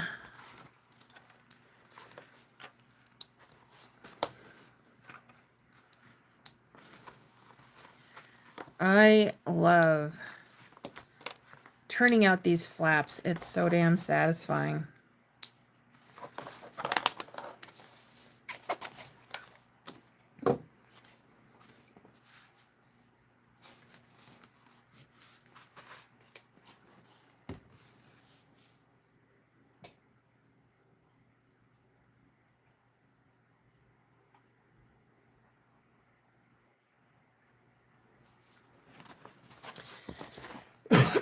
Yeah, I can admit that I always eat late if I don't eat when everybody else does.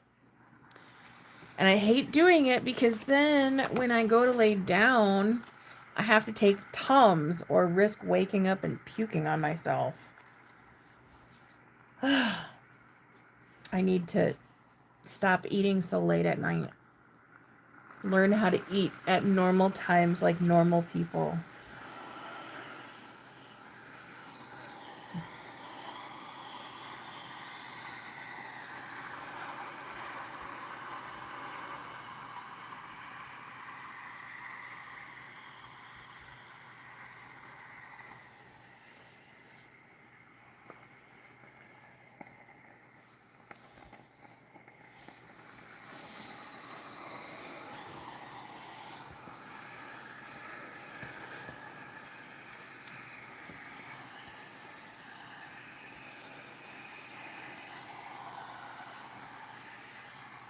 You got a fancier palate than I do.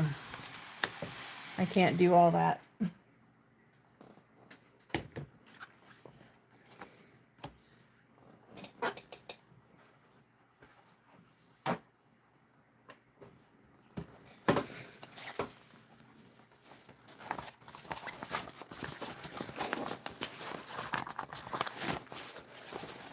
So you guys see how quickly that turns out when it's steamed? Everybody needs to get a steamer. That way you're not fighting the vinyl. Of course, it helps that I use the non-tricot foam.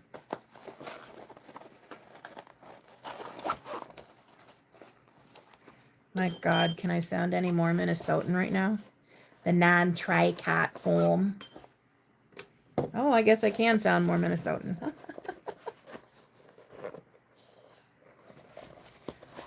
Maybe I should talk like that throughout my entire life every single time.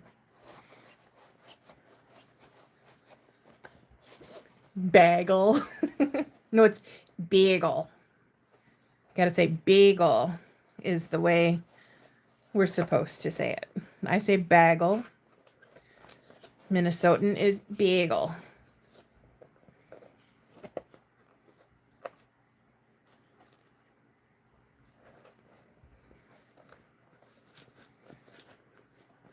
I always find that funny. I know that my stereotypical Minnesotan accent does come out sometimes, but not as harshly as it is up north. The closer you get to the Canadian border, the stronger it is. But from my experience, the people that I've known who live in Canada, the further away from the US border you get, the less harsh the accent is.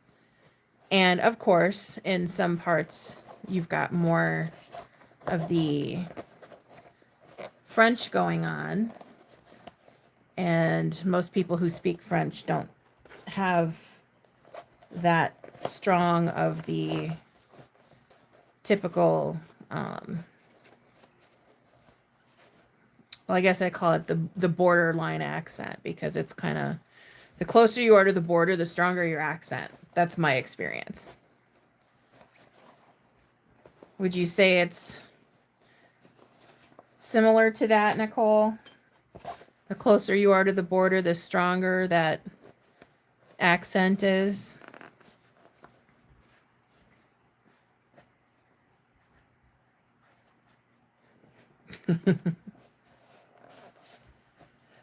I love it when there's a harsh accent from certain places and you can pinpoint exactly where they're from.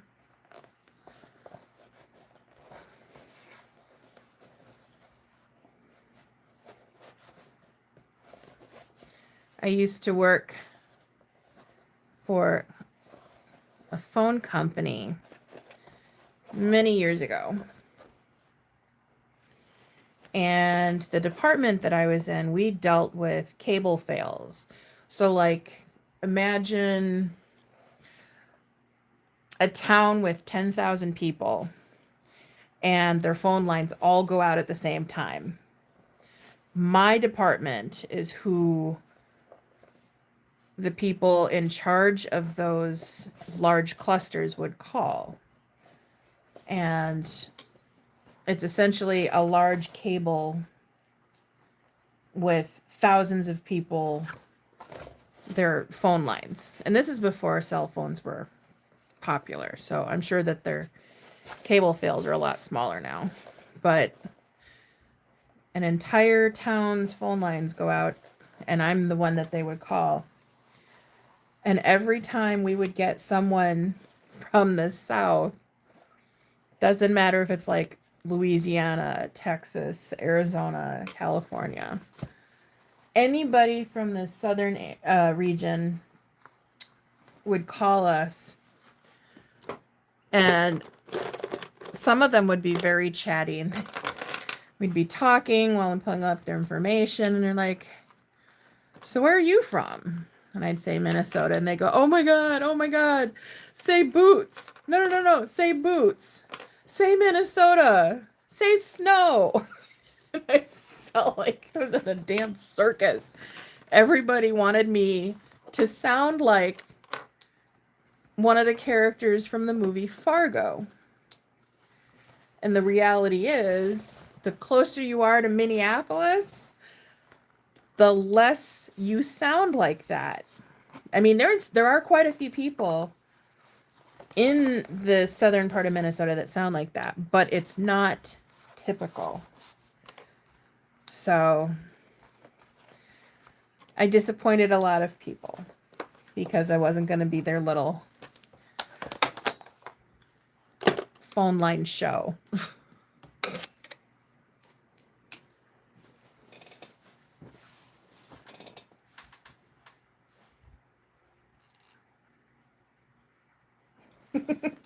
We never notice our own accents. Of course not.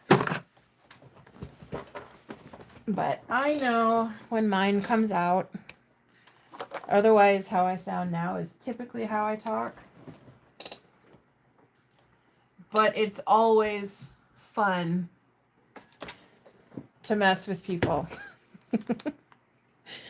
and bust out the really harsh accent. It's even funnier to think about how many people think that that's the actual accent for Minnesota.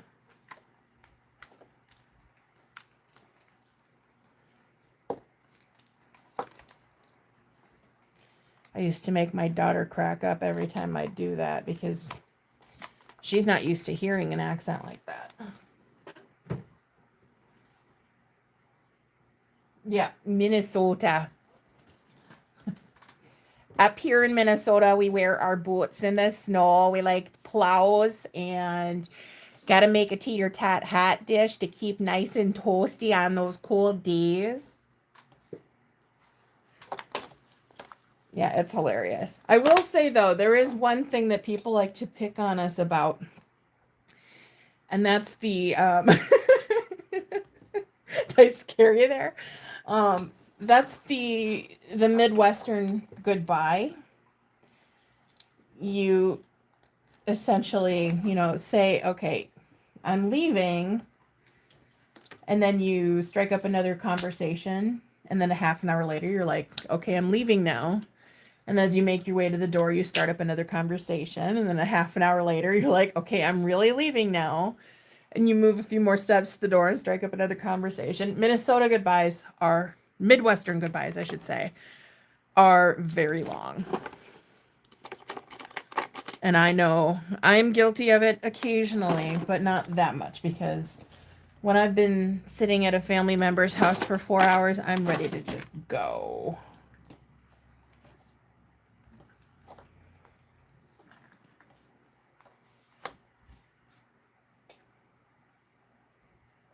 Oh, no boat.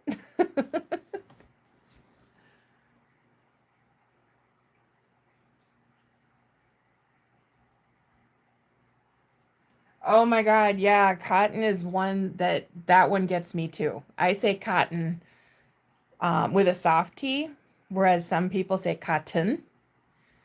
But when it's cotton, I'm like, oh my God. No, cotton. Cotton or cotton, please. Well, not cotton, but you know what I mean. Yeah, that one gets me.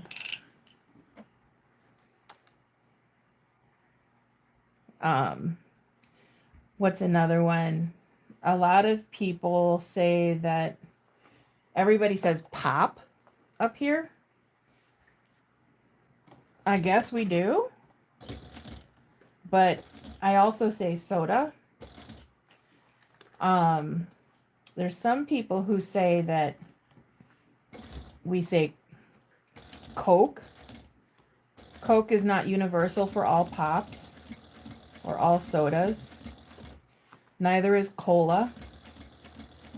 But that's another one that they point out.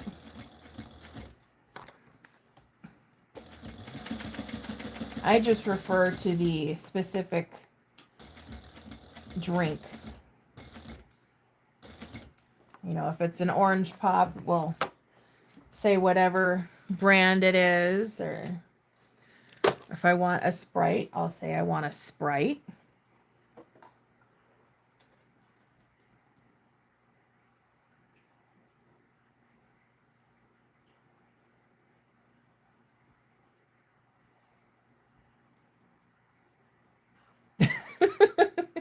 It's always interesting to see how the words sound in different areas. And I always have to, as much as I spend time yelling at YouTube screens, telling people they're pronouncing words wrong, I also keep it in the back of my mind that, you know, it's going to sound different in different parts of the world. So I can't be angry that not everybody says words the same way I do.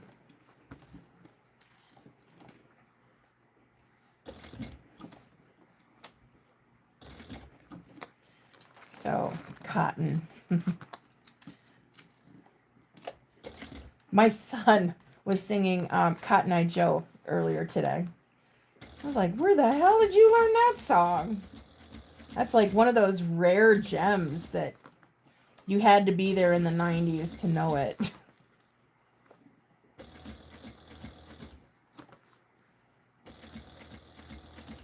My husband said that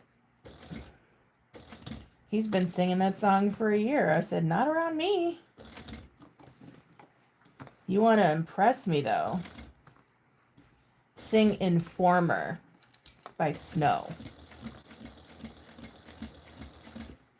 Anybody who actually knows the lyrics to that song, they can accomplish anything.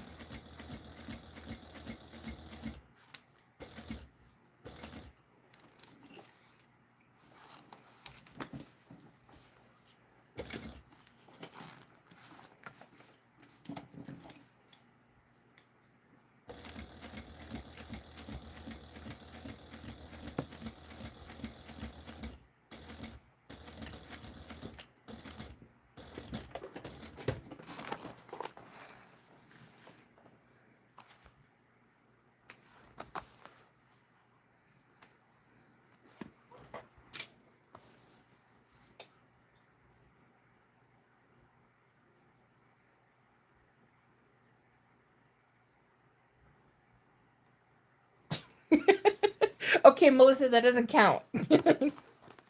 That does not count. You have to sing the whole thing.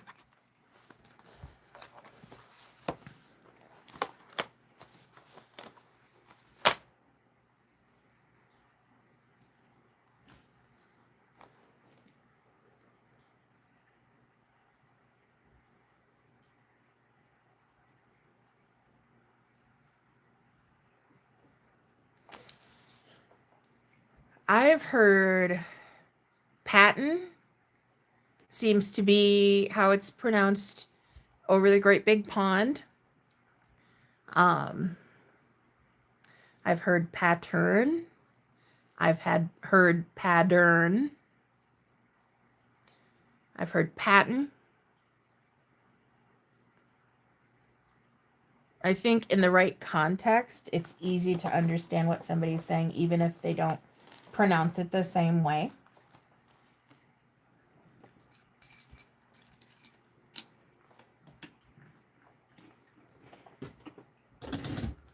Oh, no, you don't. No.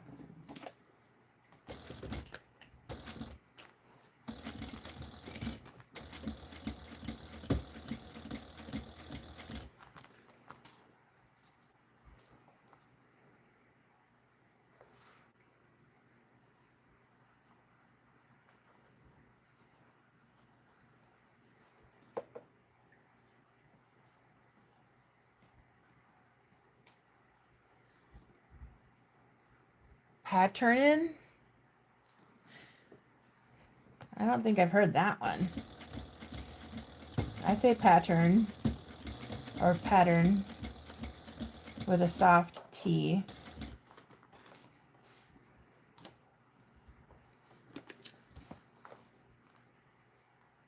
Pattern. Yeah, I think that one's common. I'm also one of those people who, if I pronounce a word and it doesn't sound right, I'll keep saying it in my head over and over and over and over again until it's just one of those weird words. And then I feel like the dude on shrooms from Super Troopers because I've said it in my head so many times.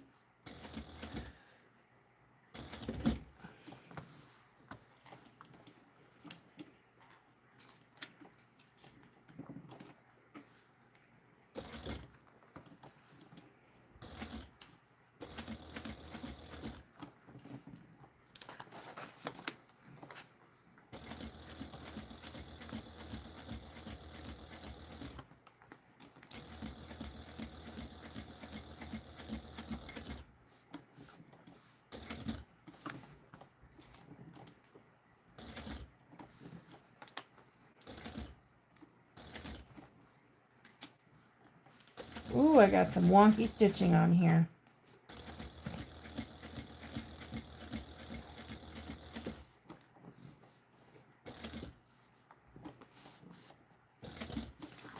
My hands are getting slippery. Oh my god. So much oil.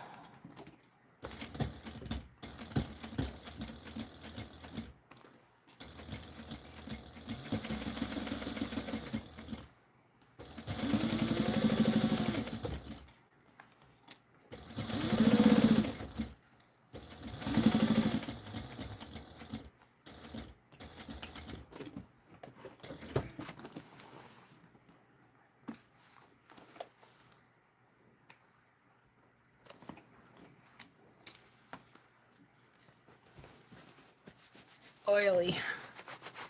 Oily hands. The schnozberries taste like schnozberries. Oh, that cracks me up.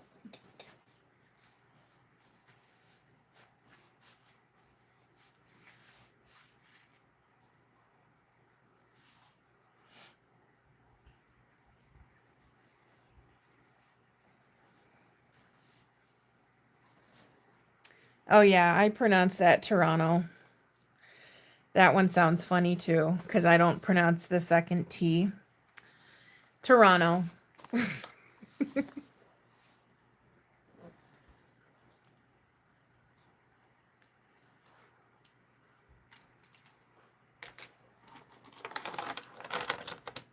right, now here's the fun part that nobody thinks makes any sense. Where is my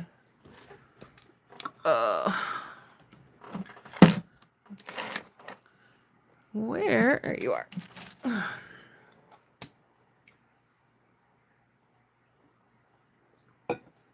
Oh damn, my tea's not hot anymore.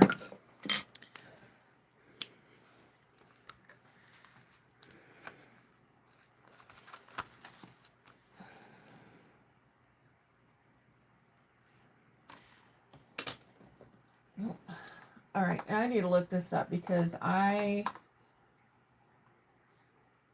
kind of sort of have a separate set of instructions for the 85% version. I can't remember if I changed up the magnet location on it or not. I don't think I did, but I want to double check.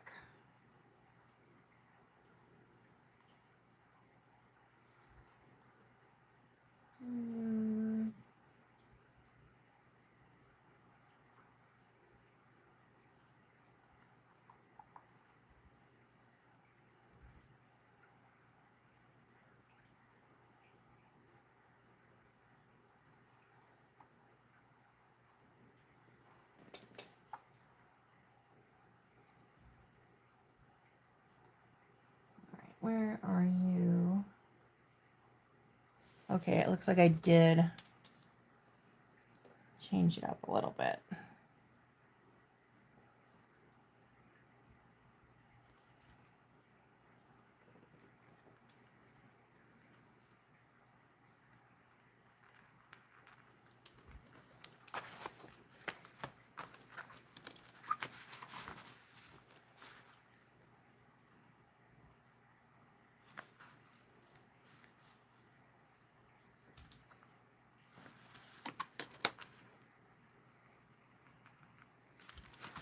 All right. Now, did I even bother grabbing magnets? Of course I didn't. Because that would make sense.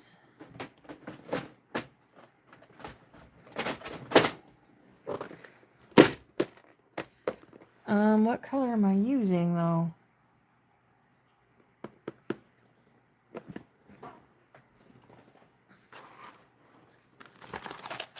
Here's my zipper. I am doing gunmetal.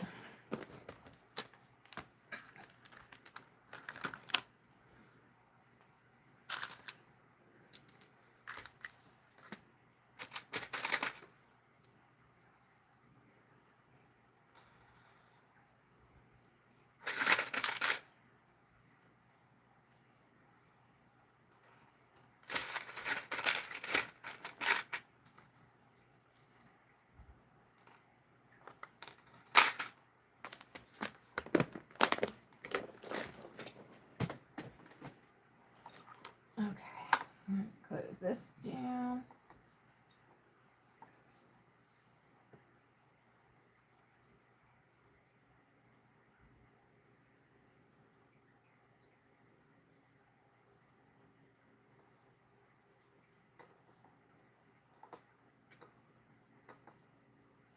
You wish you had Oompa Loompas.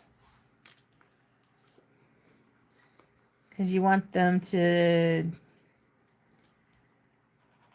turn your house into a Candyland?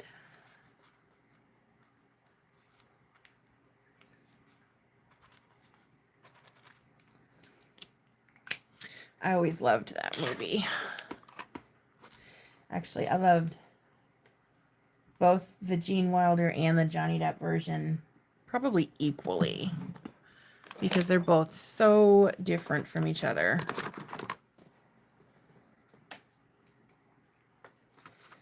You better tell that boy to sit still. Eat your food.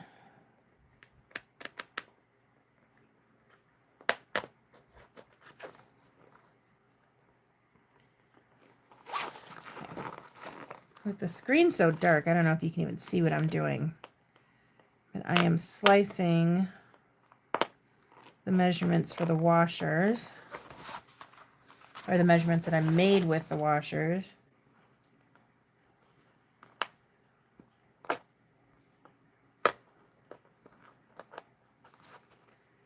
Trying not to slice myself or through the exterior.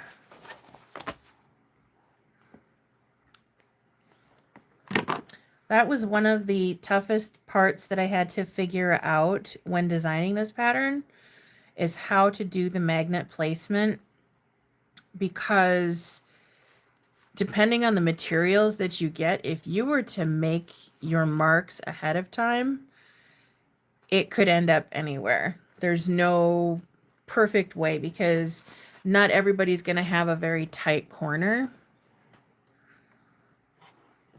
So it was very tricky. Honestly, sometimes I'm surprised how I even did this because I do not feel like my skills are up to par with where I'd want them to be, I guess. Ugh. What the hell's wrong with this glue? Come on now. Great.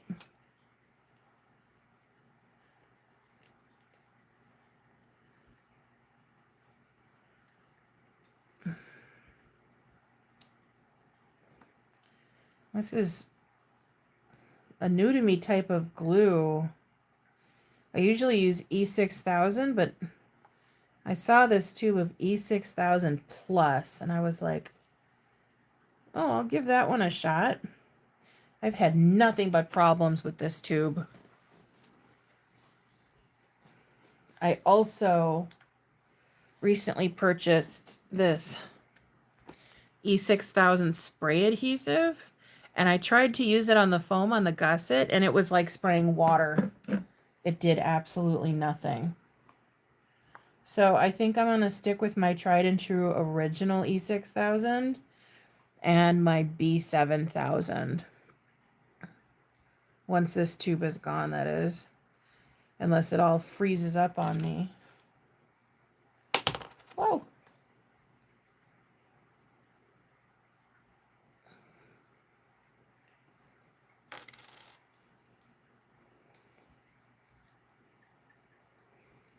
Of course, it doesn't help that the cap doesn't go on all the way.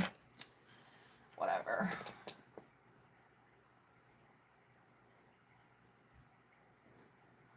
Last day for what? You're stuffing your ebook full of what, like Amazon books? Or is there something going on that we need to know about? You know we're all about the book talk and stuff like that.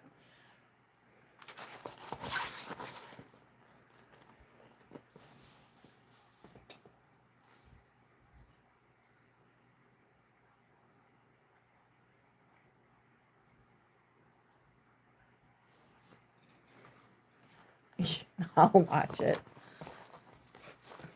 All right, let me get this in here.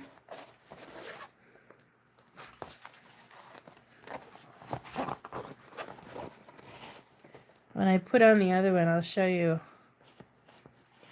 a trick that I do to get the magnet installed. Where are my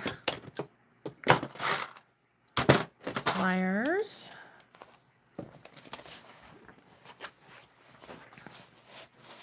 Actually, I'll show you now because it's also easier for getting the prongs put down. And that came off. So I will reach inside where the magnet is and get glue everywhere. Grab the magnet and then pull it out so that just that part is exposed. Then you can install the magnet pretty easily.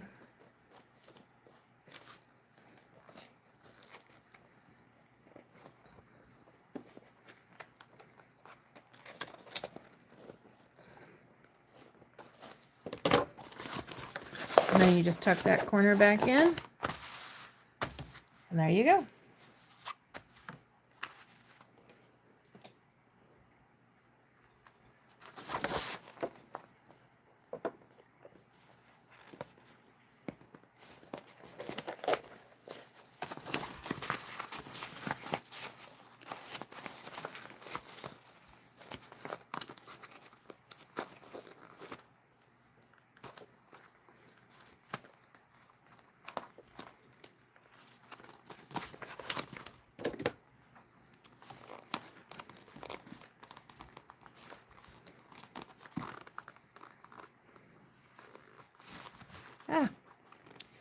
Slipping and sliding. Hold still.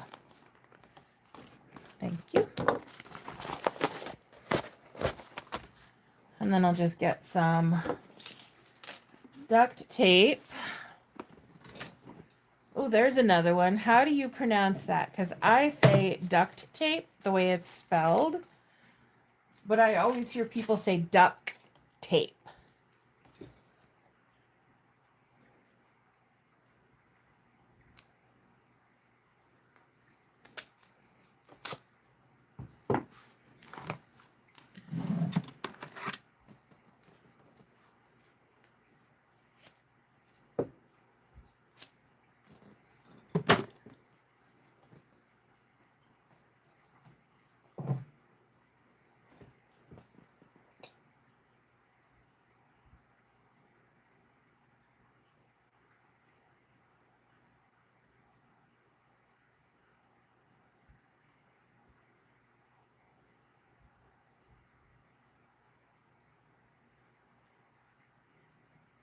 Oh, don't be sorry about sharing stuff like that in here. Please. I don't even have a censor. Like, if you... As long as it's not something that's, like, political or problematic, I don't care. Share away. I mean... You were in here when we were talking about some of the other books, weren't you?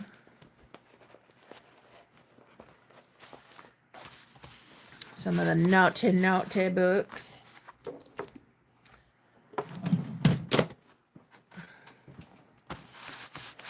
All right, now that that's installed, I can just close these guys up and set them aside.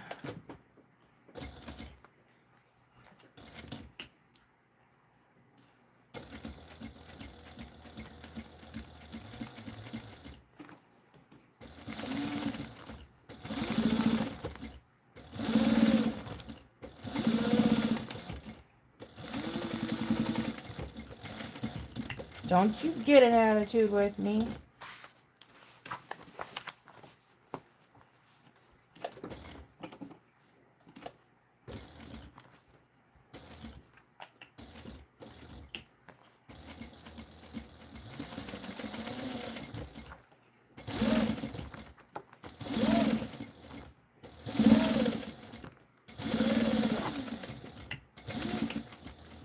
There, thank you. Not in the mood to start pulling stitches to fix things. All right. My God. 2.5 hours to do the flaps. If I ever do another Bat Company bag or wallet on here, I'm either just pre-recording the video or I'm going to do the flaps before I go live, because all the distractions, it should not have taken me 2.5 hours to make 2 flaps. Oh my God.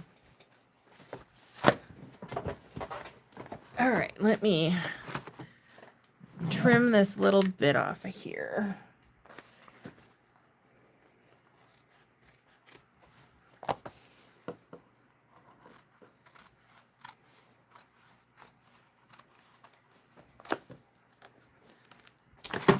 All right, we'll set those aside.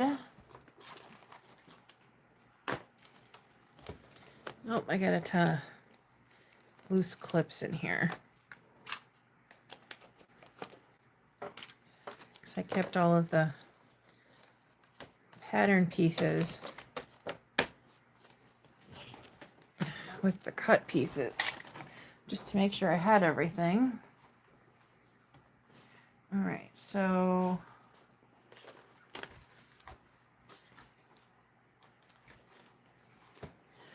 all right, pick one or the other. Should I do lining or should I do gusset?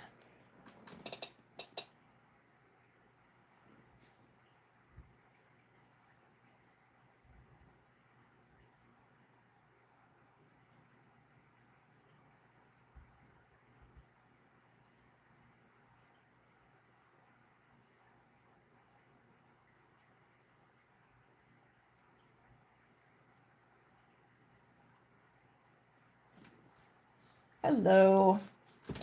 We are working on one of my patterns called the Bat Company bag. All right, so I will do the lining. I'm gonna start with the pocket, the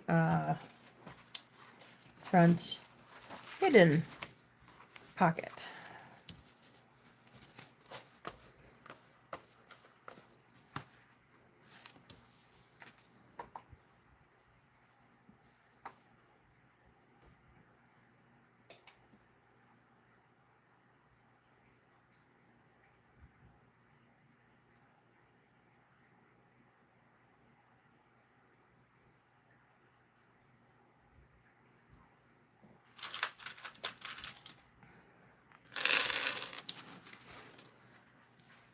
All right.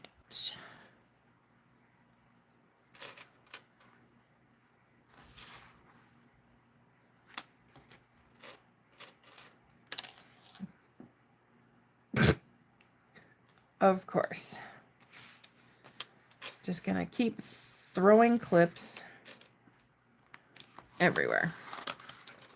So if you make this, you don't have to just do a straight up slip pocket. You could add like a little squared zipper or slip pocket or a zipper pocket on here, because you got plenty of real estate on the inside. There's literally like nothing but wide open space except for where the one zipper pocket is on the back of the lining, but even then you could play with it. So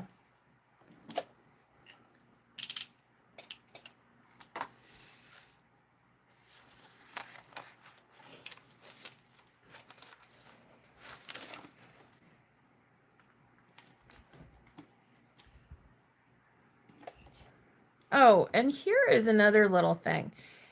If you've made this and you've had issues doing the final top stitching because of the fact that the lining sits up so high with the slip pocket, you can actually widen your seam allowance at the top of the pocket, which will make it a little bit shorter, so it'll take up less space when you go to do the top stitching. So I never have issues with that, so I haven't had to do it, but that is a quick fix for that. So you can still have a relatively large slip pocket, but it will be out of the way.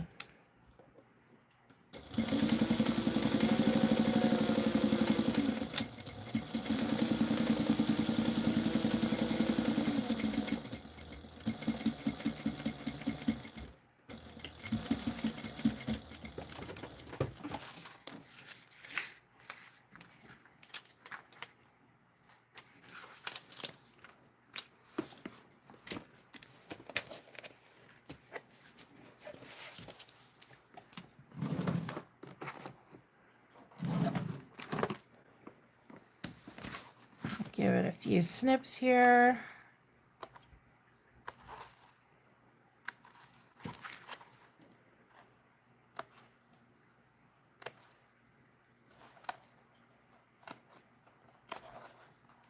I'm not going to bother laying down any DST because I'm just being lazy at this point.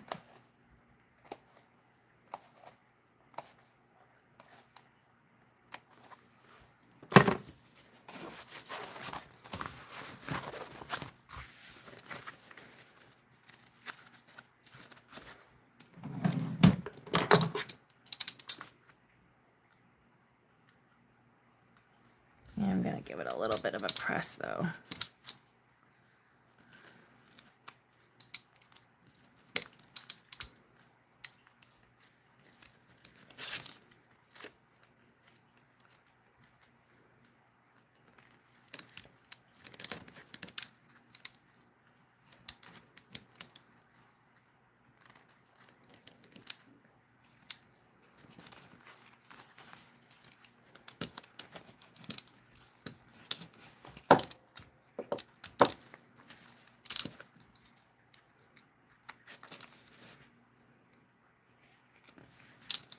Come on.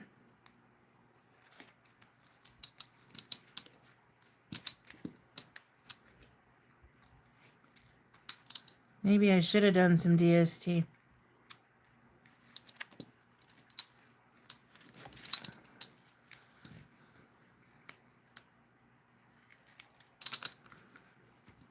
Cooperate. Come on.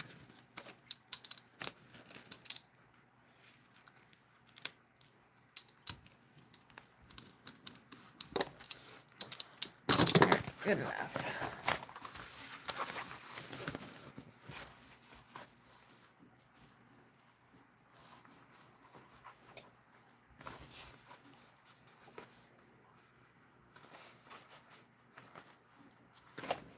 And there goes another clip.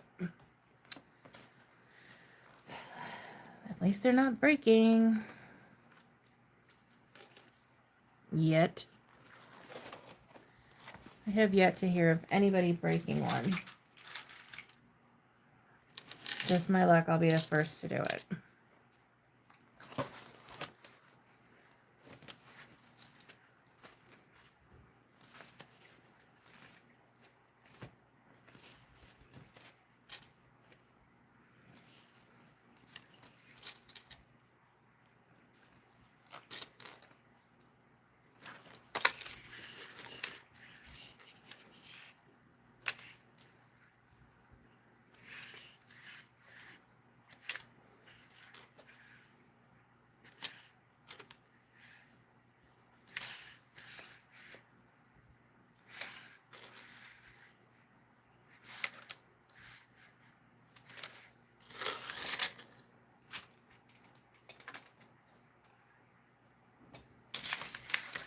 All right.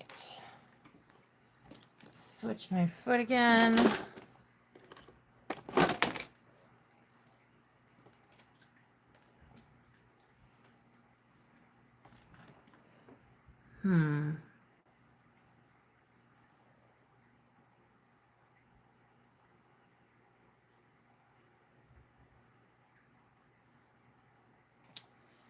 Debating.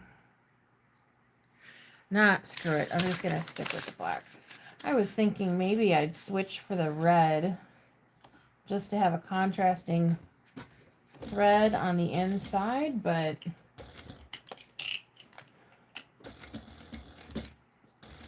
I'm just gonna stay safe and keep it all black for now. That would just take extra time because I still have to wind bobbins and then change the thread out.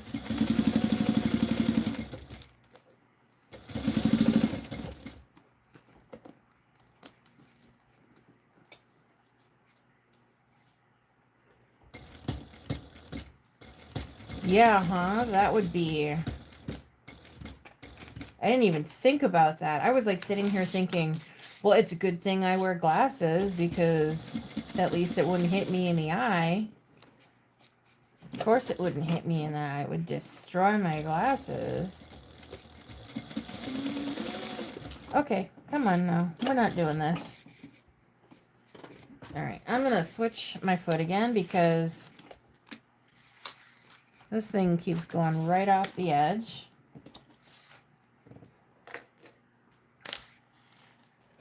And it's obnoxious.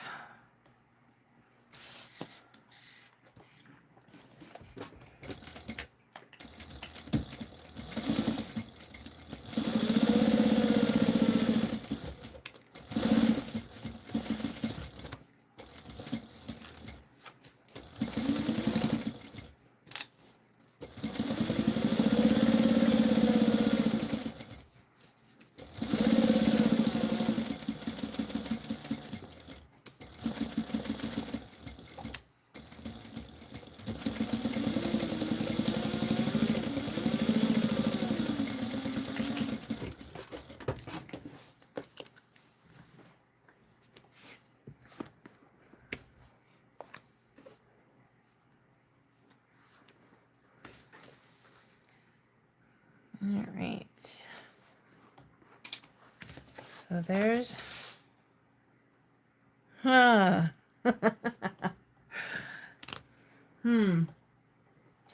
I was waiting. I was waiting for something like this to happen because it would not be me on a live if I didn't have a massive screw up. Does anybody recognize what I just did? I bet you can't.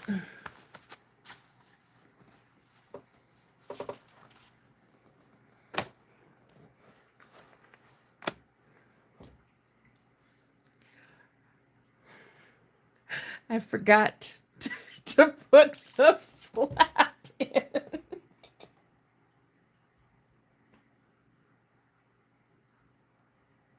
I'm sitting here thinking, man, that pocket went fast as hell.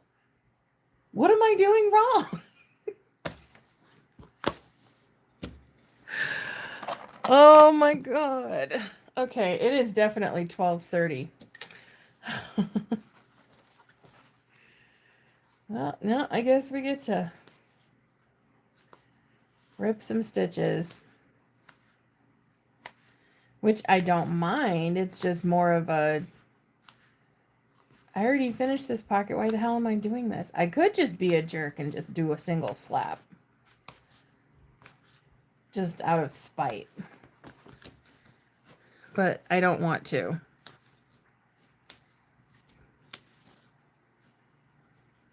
No, I did this. I did this to myself. So, has to be fixed. All that stitching. All that thread. Knowing that now I'm probably going to have to wind a new bobbin. Since this one runs out so quickly. And by the way, when I was over at the 1341, I realized that it was the 1341, 1541s that use the M class, not this one. I can't remember what size bobbin this one takes, but I've purchased all of my bobbins from Steve, and he refers to them as the German bobbins. So he doesn't even refer to them as the size. So, and that's because they're black, is the reason why I bought them. Because, you know, gotta have all the things in black.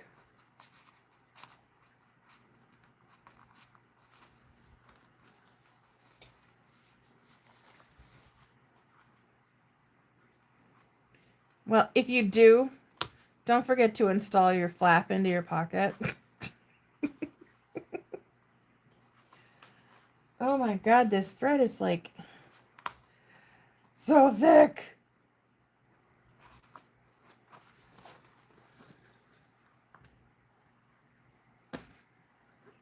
This definitely doesn't come out as easily as 70.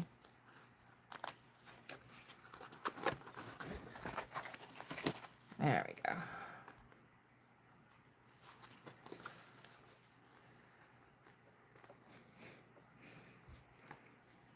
Everybody, let's blame Jaded because she said to do the lining.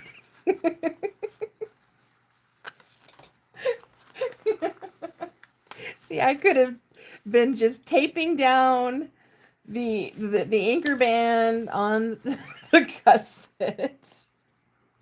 But no. Don't you dare.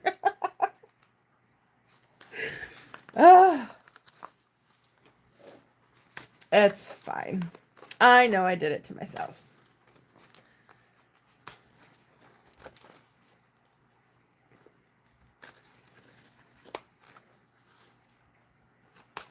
Part of it, though, is that my machine is kind of making me sad. I know I can handle text 135. But as they say, just because you can doesn't mean you should. This poor thing has been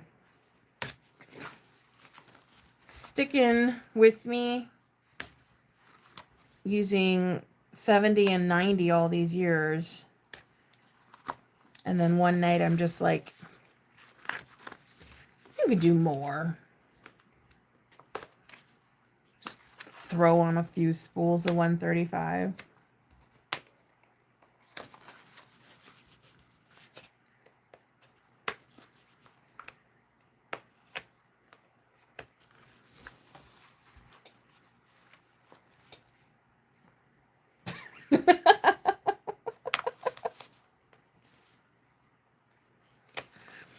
Well, I can't blame you completely. It has been a while since I've made one. And I knew better, but I still chose to set aside both flaps. And I could have very easily just said, you know what? I haven't made one in a while. I'm going to consult the instructions just to make sure I don't forget anything. You know, like I did when I double checked the measurements for the snaps or for the magnets. Yeah, my brain shuts off after midnight. So this is all on me.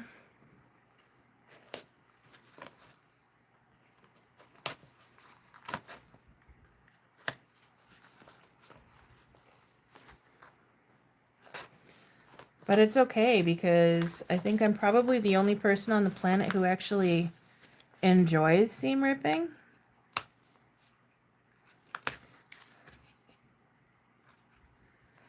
Oh, there's another controversial in my head only term that a lot of people use. What do you call it when you rip stitches? Do you call it seam ripping? Do you call it ripping stitches? Do you call it undoing? Are you one of those weirdos who calls it unpicking?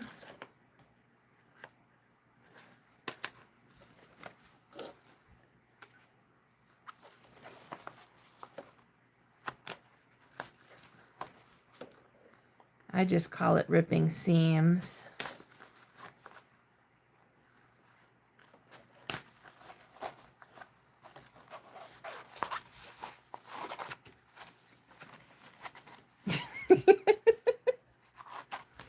I guess it can be a pain in the ass if you don't enjoy it. Yeah, see, I don't call it unpicking because when you're picking out your stitches, you are undoing your stitches. But when you're unpicking, those words don't work together. When you're unpicking, you're essentially undoing the picking, which would technically be stitching. So I'm not sure how that term came to be, but that's one that's anytime I hear somebody say that they've unpicked their stitches, my teeth start to grind and my mind is just like, that's not what that means. That's not what that means. That's not what that means. That's not how those words should be used together. That doesn't make sense. It's contradictory. It's a whole thing. So I try to ignore it when somebody says that. Whenever I see somebody like say it in a Facebook comment, I just keep scrolling because I don't want to jump in and say anything.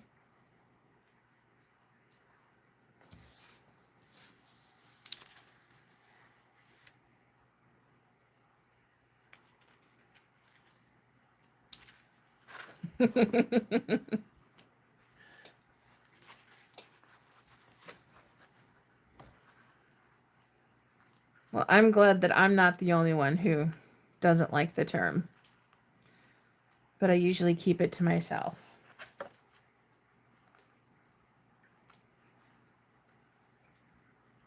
I like things that make sense. And that just does not make sense to me. When you something, you're undoing it. But if you're picking stitches, you're already undoing it. So why would you say you're undoing it? I guess I'm just weird. My brain works differently. I know this. I mean, that's why I write weird patterns, right?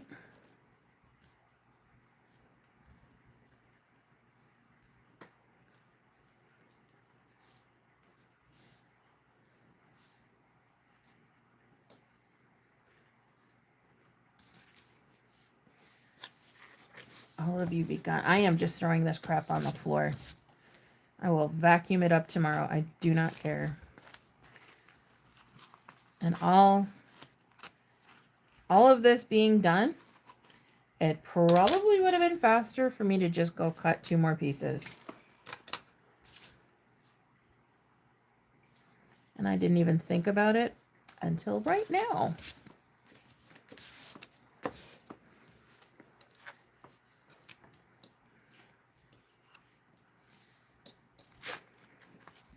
Sitting here picking out every single little frickin' stitch. I don't need to do this because it's in the seam allowance and I'm just going to end up sewing over it again. But if I sew over it, I'm going to jack up my machine.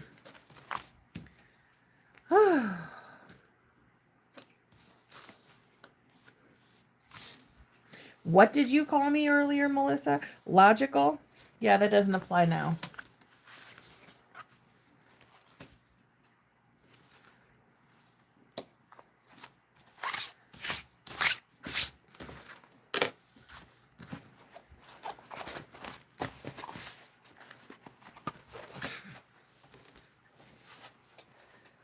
I do take a lint roller, but the thing is, this thread is so freaking thick. You know what, actually, I think I'm going to do?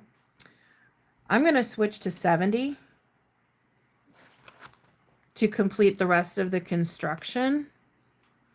And then when I do the final top stitching, I can switch back to the 135. Because then I can still have the look of the 135 on the top stitching, but nobody's going to see the construction stitches. And I know that my 70 is tried and true.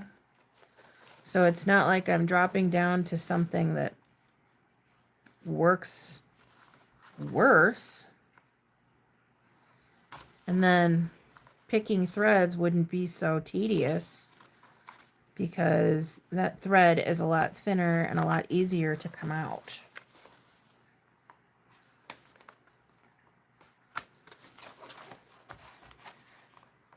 And I would love to be able to use the seam ripper the way it's supposed to be used, but I have a feeling it's just gonna shred the canvas.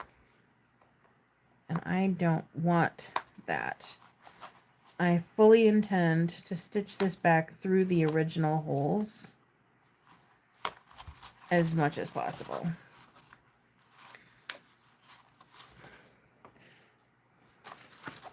Or I could just take the hit, cut new pieces tomorrow, and redo this, and I can just work on the gusset.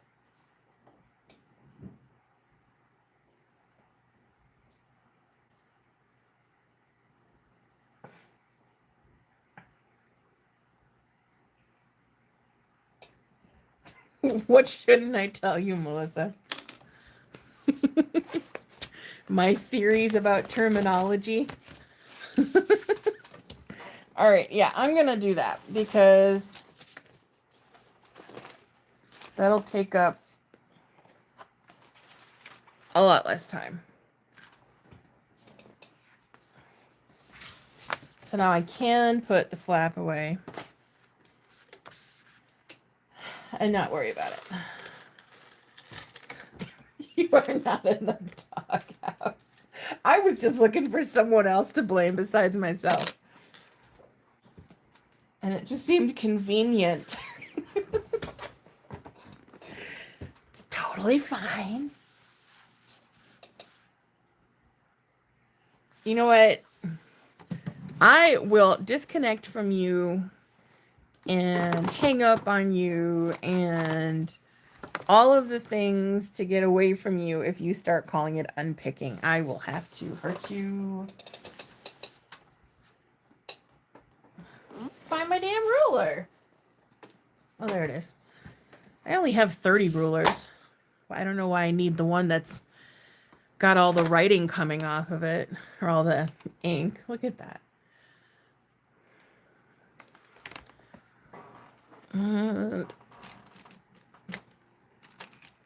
Choco.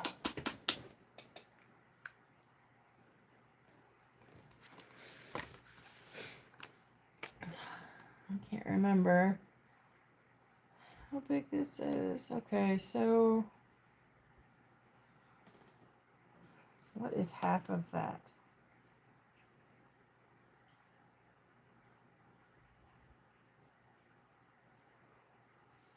Trying to do 1.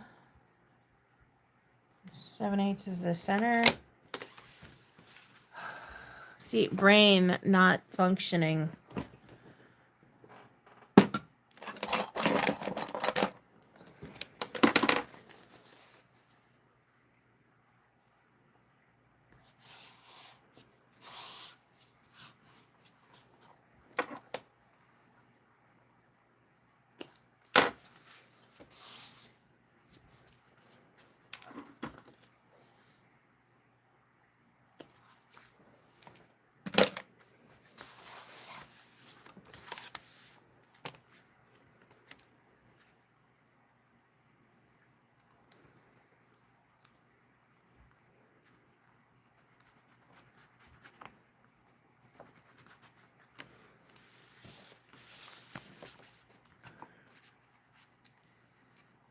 All right, now my brain's not working, so I'm gonna use multiple rulers to figure out the center of this thing. Oh my gosh. Okay.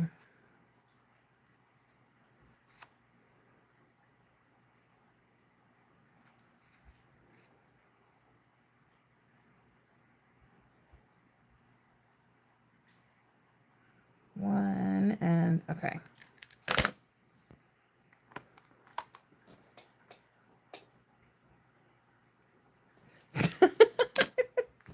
I'm not the bully. She's the one threatening to use the word unpicking.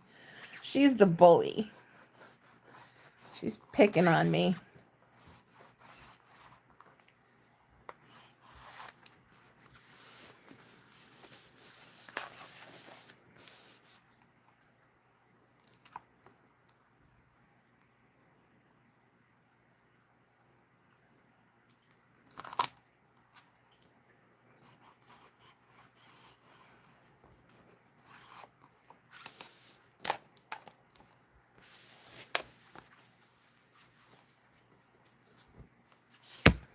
Whoops.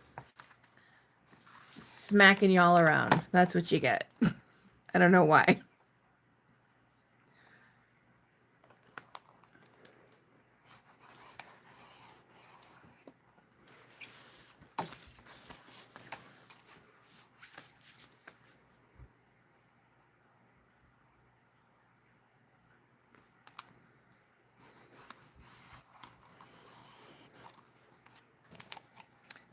Good enough.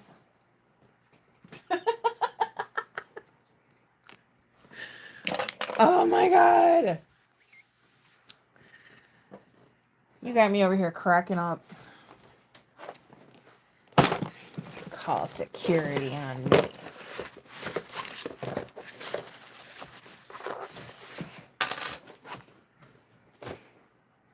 I am innocent.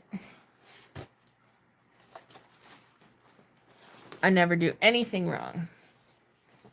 I'm perfect and sweet and not mean and hold on, let me think. I'm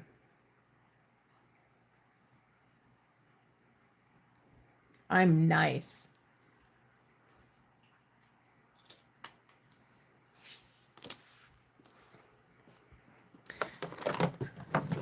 All right, where's my tape.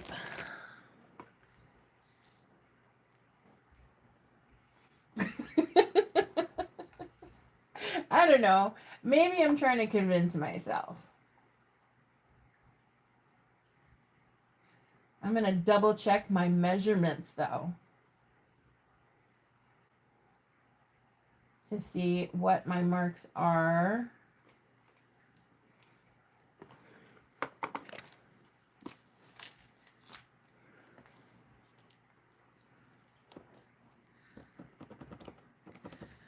Making sure that I don't screw this one up too.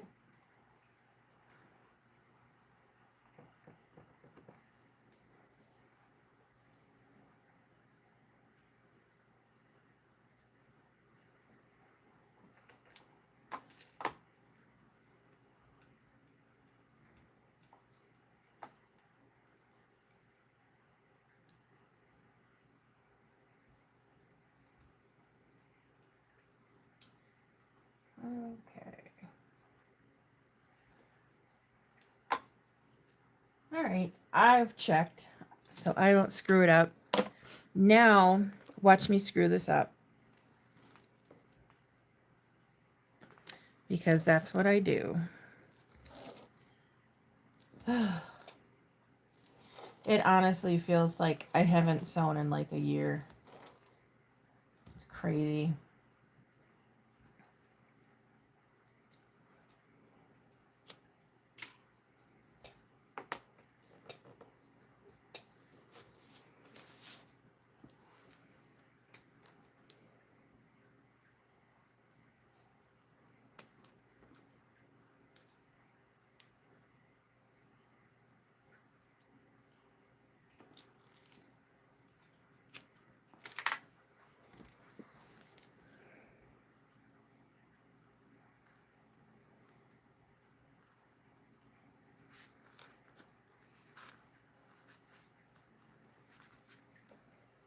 All right.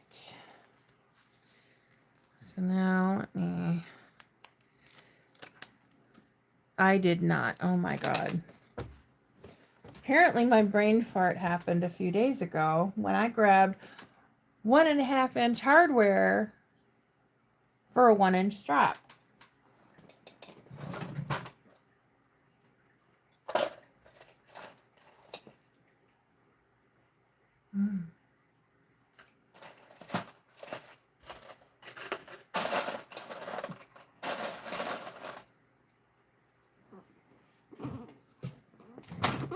I thought I had some.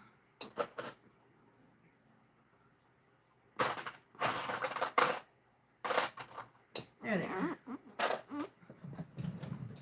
I knew I had some chunky hardware somewhere.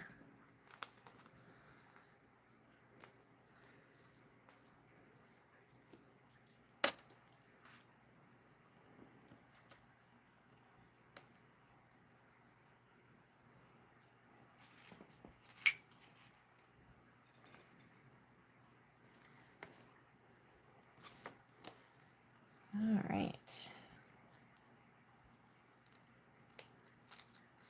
I think I'm just going to stitch this down. I'm not going to bother adding any of the rivets tonight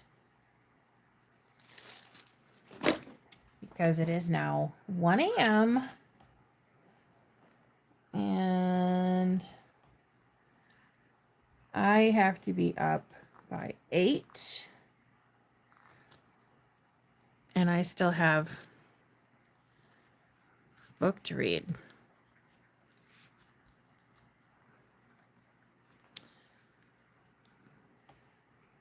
I think I used the measurement for the original size bag for this. Oh, let me see.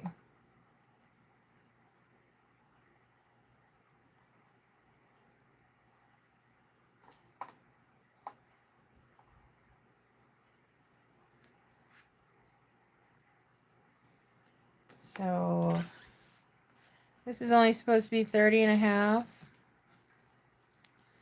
I did use the original measurement. That's why it's too long. Figures. So I'm just going to make this easy. And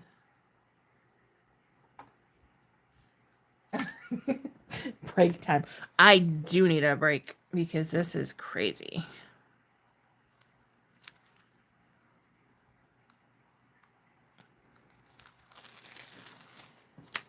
Off you come.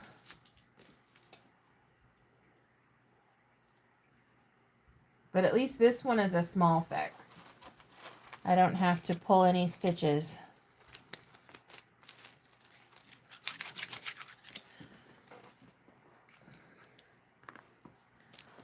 Alright, this thing is not very accurate, but I'm going to do it anyway.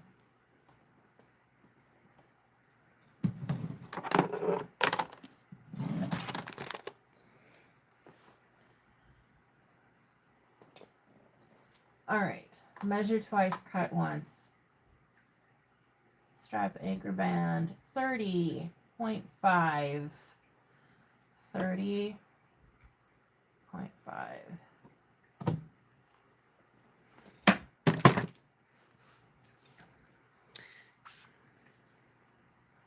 That's better. All right, so I only need to adjust the center mark and the mark on this end. That's an easy fix.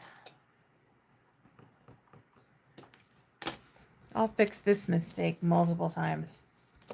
So much easier than forgetting to put the frickin' flap in the damn pocket.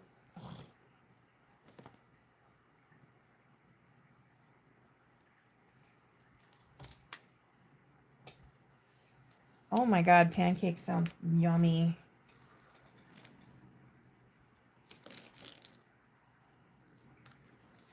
Oh, I'm getting down to the end of the roll here.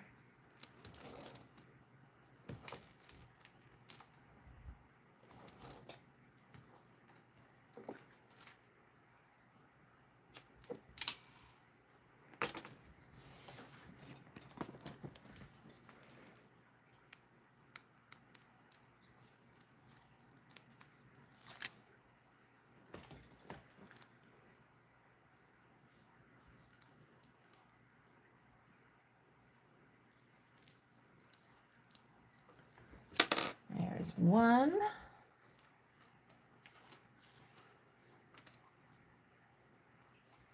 And two. I'm gonna add a little extra tape at the end.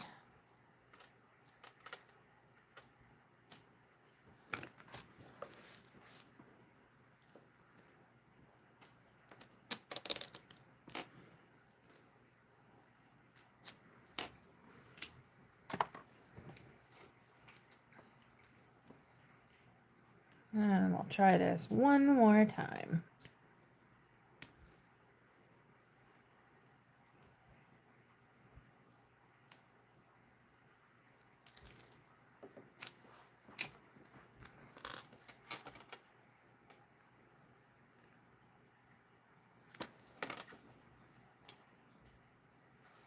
Much better. Much, much better. I problem solved.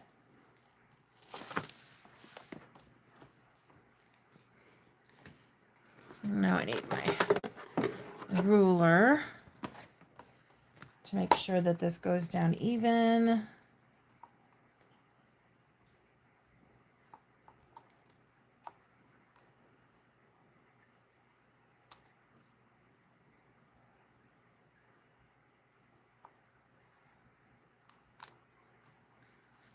But is it even though?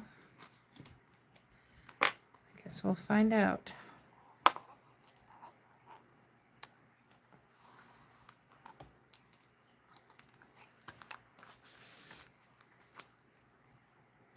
Close enough.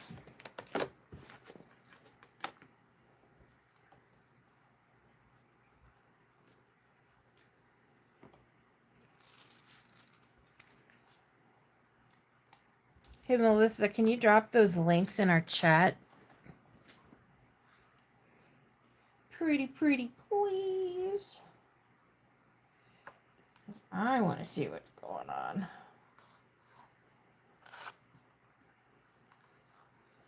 And then that way I can look them up when I crawl into bed.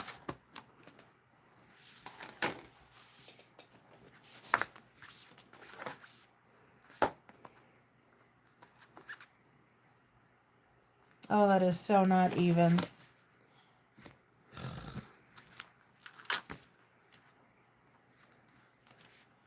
But do I really? Yes, I do care.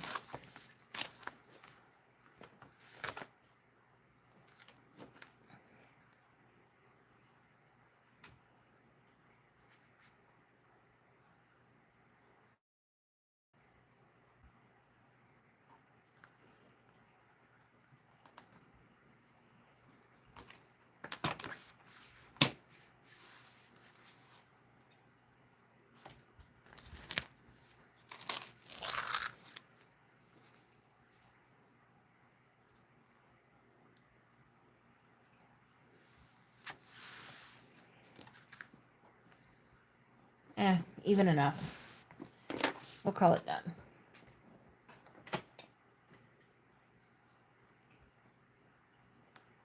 Thank you.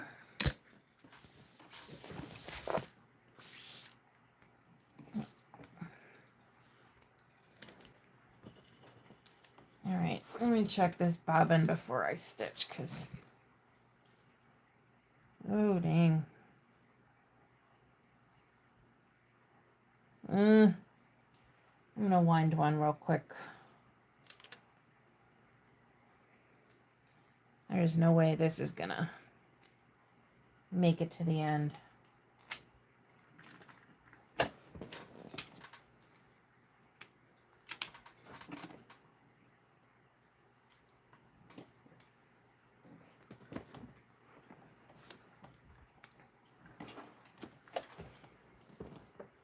I still have to finish that circus one. I keep forgetting because I've been obsessively playing some games on my tablet every time I lay down instead of popping open ebooks.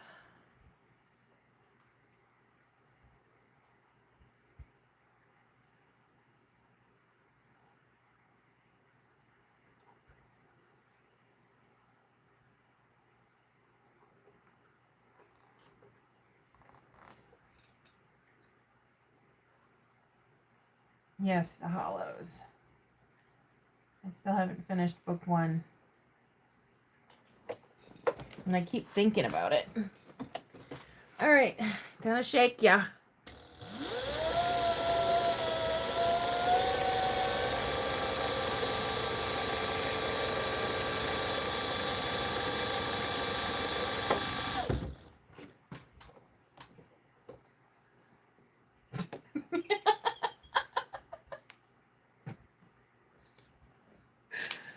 Oh my God.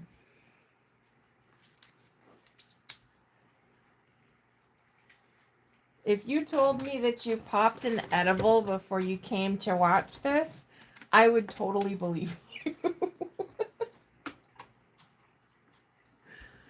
Oh.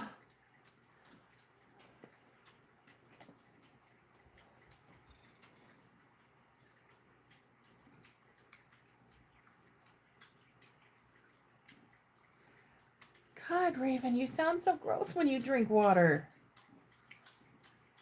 I don't like that sound.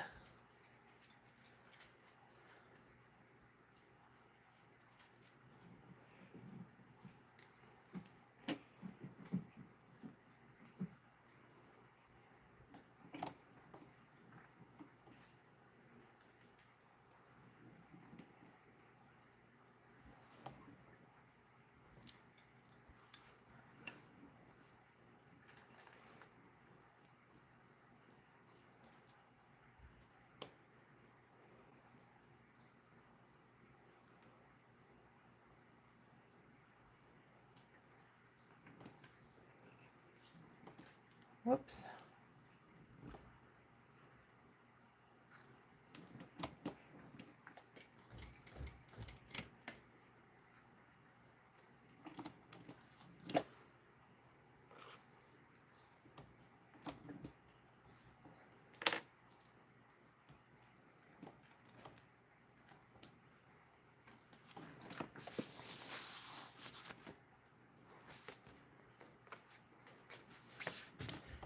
All right, let's lube it up.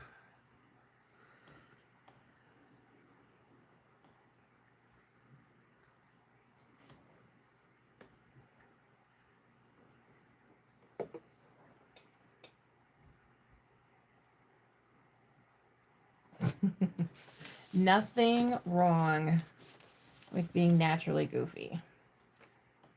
It's definitely a much better way to be nowadays. Instead of being dragged down by the depression.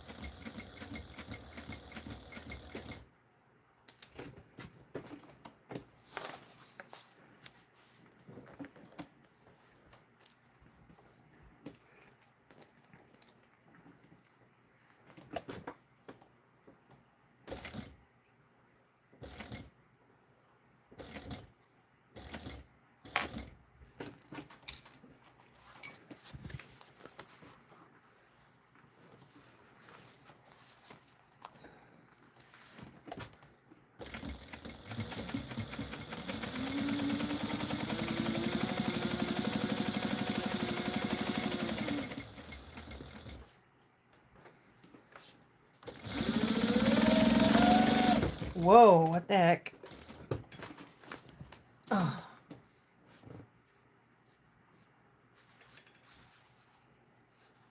Damn.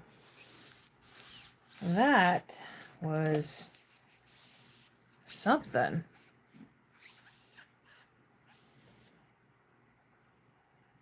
Holy crap, the thread went like it sawed right through the vinyl and then went under the vinyl. That is so weird.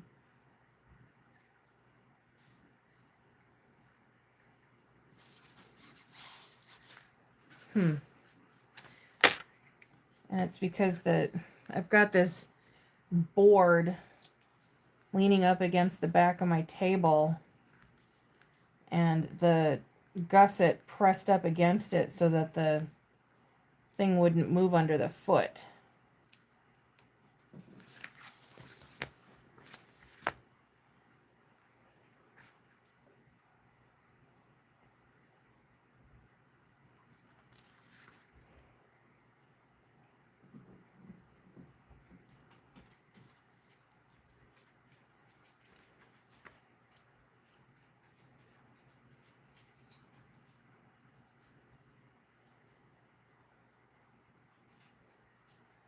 Wow, that just ripped up the vinyl. But luckily it's small enough that I should be able to just cover it up with some new stitches. I need to move that damn board somewhere. I normally have it leaning up against the side of my cutting table because my son has his own little area right in front of my table so that he can watch TV. And he has a tendency to lay on the floor and stick his hands in the shelf, in the cubbies, and in the bins under my table. And randomly pull crap out and throw it all over the floor. Like I had some straps that were cut, and I had them rolled up. And he took a bunch of those out and threw them all over the floor. He took some webbing, like I think it was like a 10-foot roll of webbing, and just completely unrolled it all over the floor.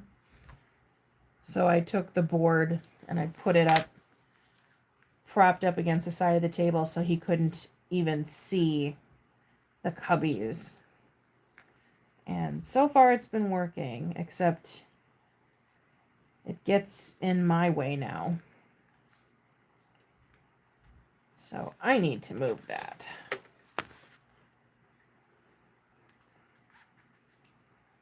Yeah, that just sawed right into the vinyl. Luckily, though, this happened at the bottom of the bag, which is where I always start my stitches on here. So it's just backtracking a little bit, tying it off, starting it again, and it will all be hidden because it's in the bottom of the bag.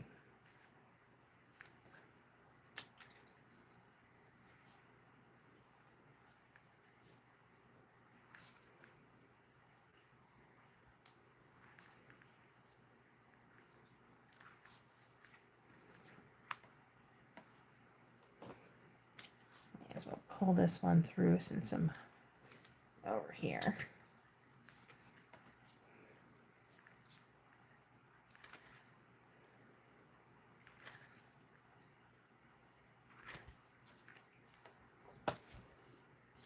It'll be interesting to see how well this holds knots, because I typically use nylon thread and this is poly.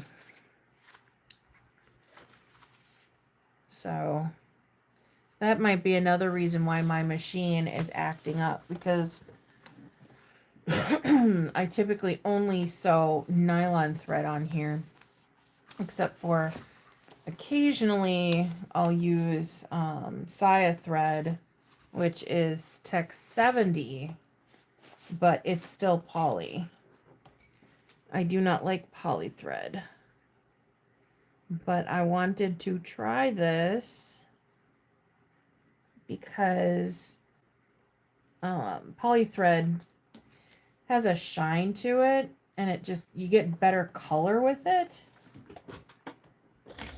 but it's just, it's not as durable as nylon, in my opinion. And I'm sure many people will have different opinions, but that's just mine. And that did not stay above the cut spot. Oh well.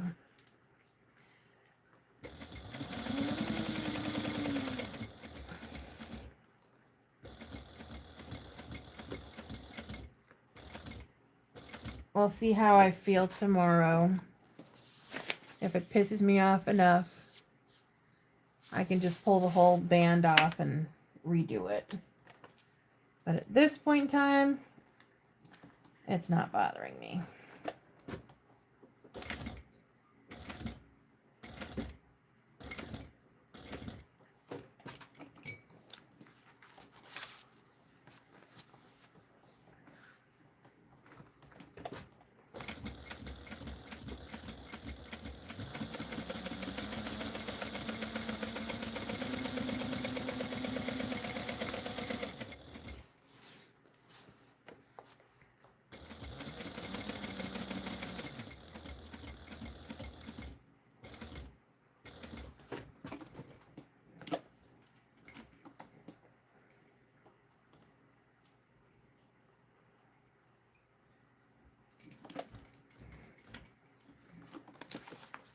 All right.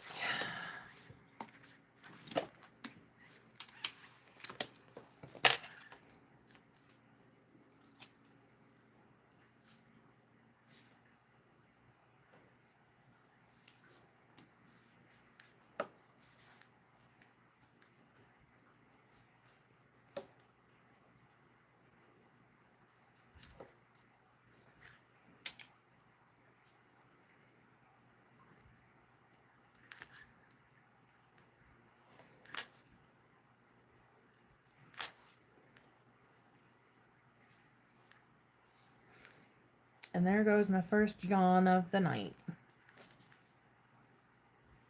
I'm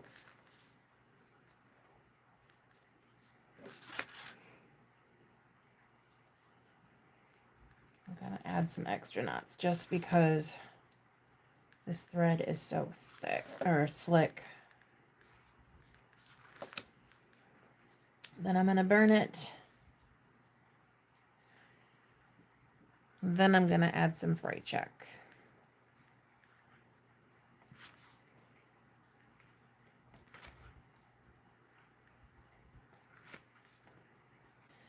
Oh crap.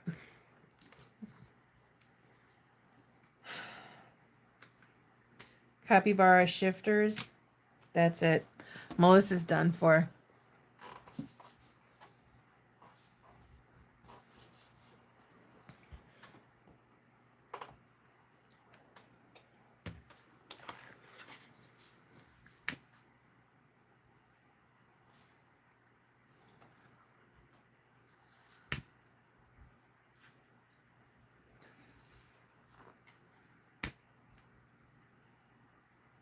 Oof, I also do not like the smell of poly thread burning. Oh, gross.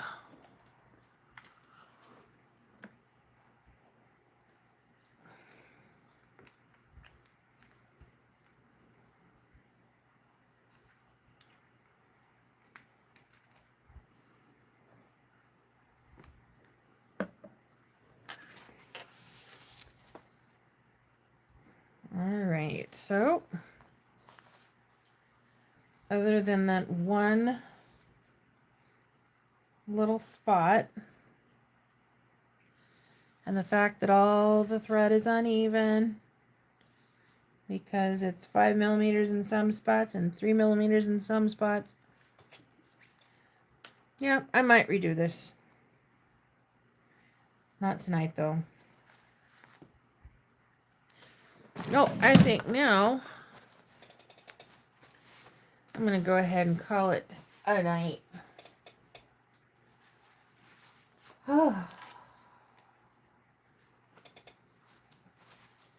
Chicken shifters. What the hell? Ew. Ew. That's,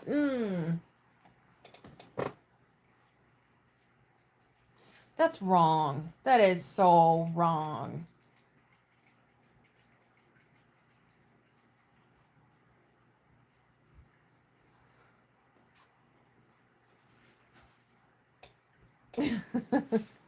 Yep, I think I'm gonna go take a peek at the links, and I'm avoiding chicken shifters.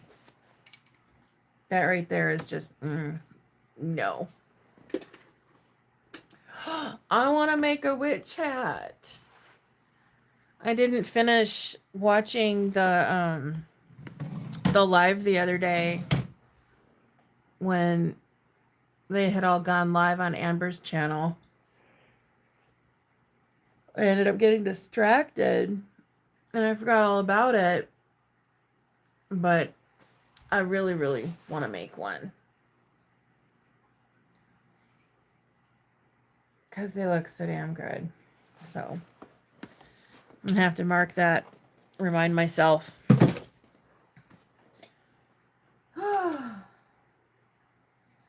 Yeah, well, thanks for hanging out for the last 3.5 hours. Didn't get very far because, oh my god, all the distractions and I sew really, really slow.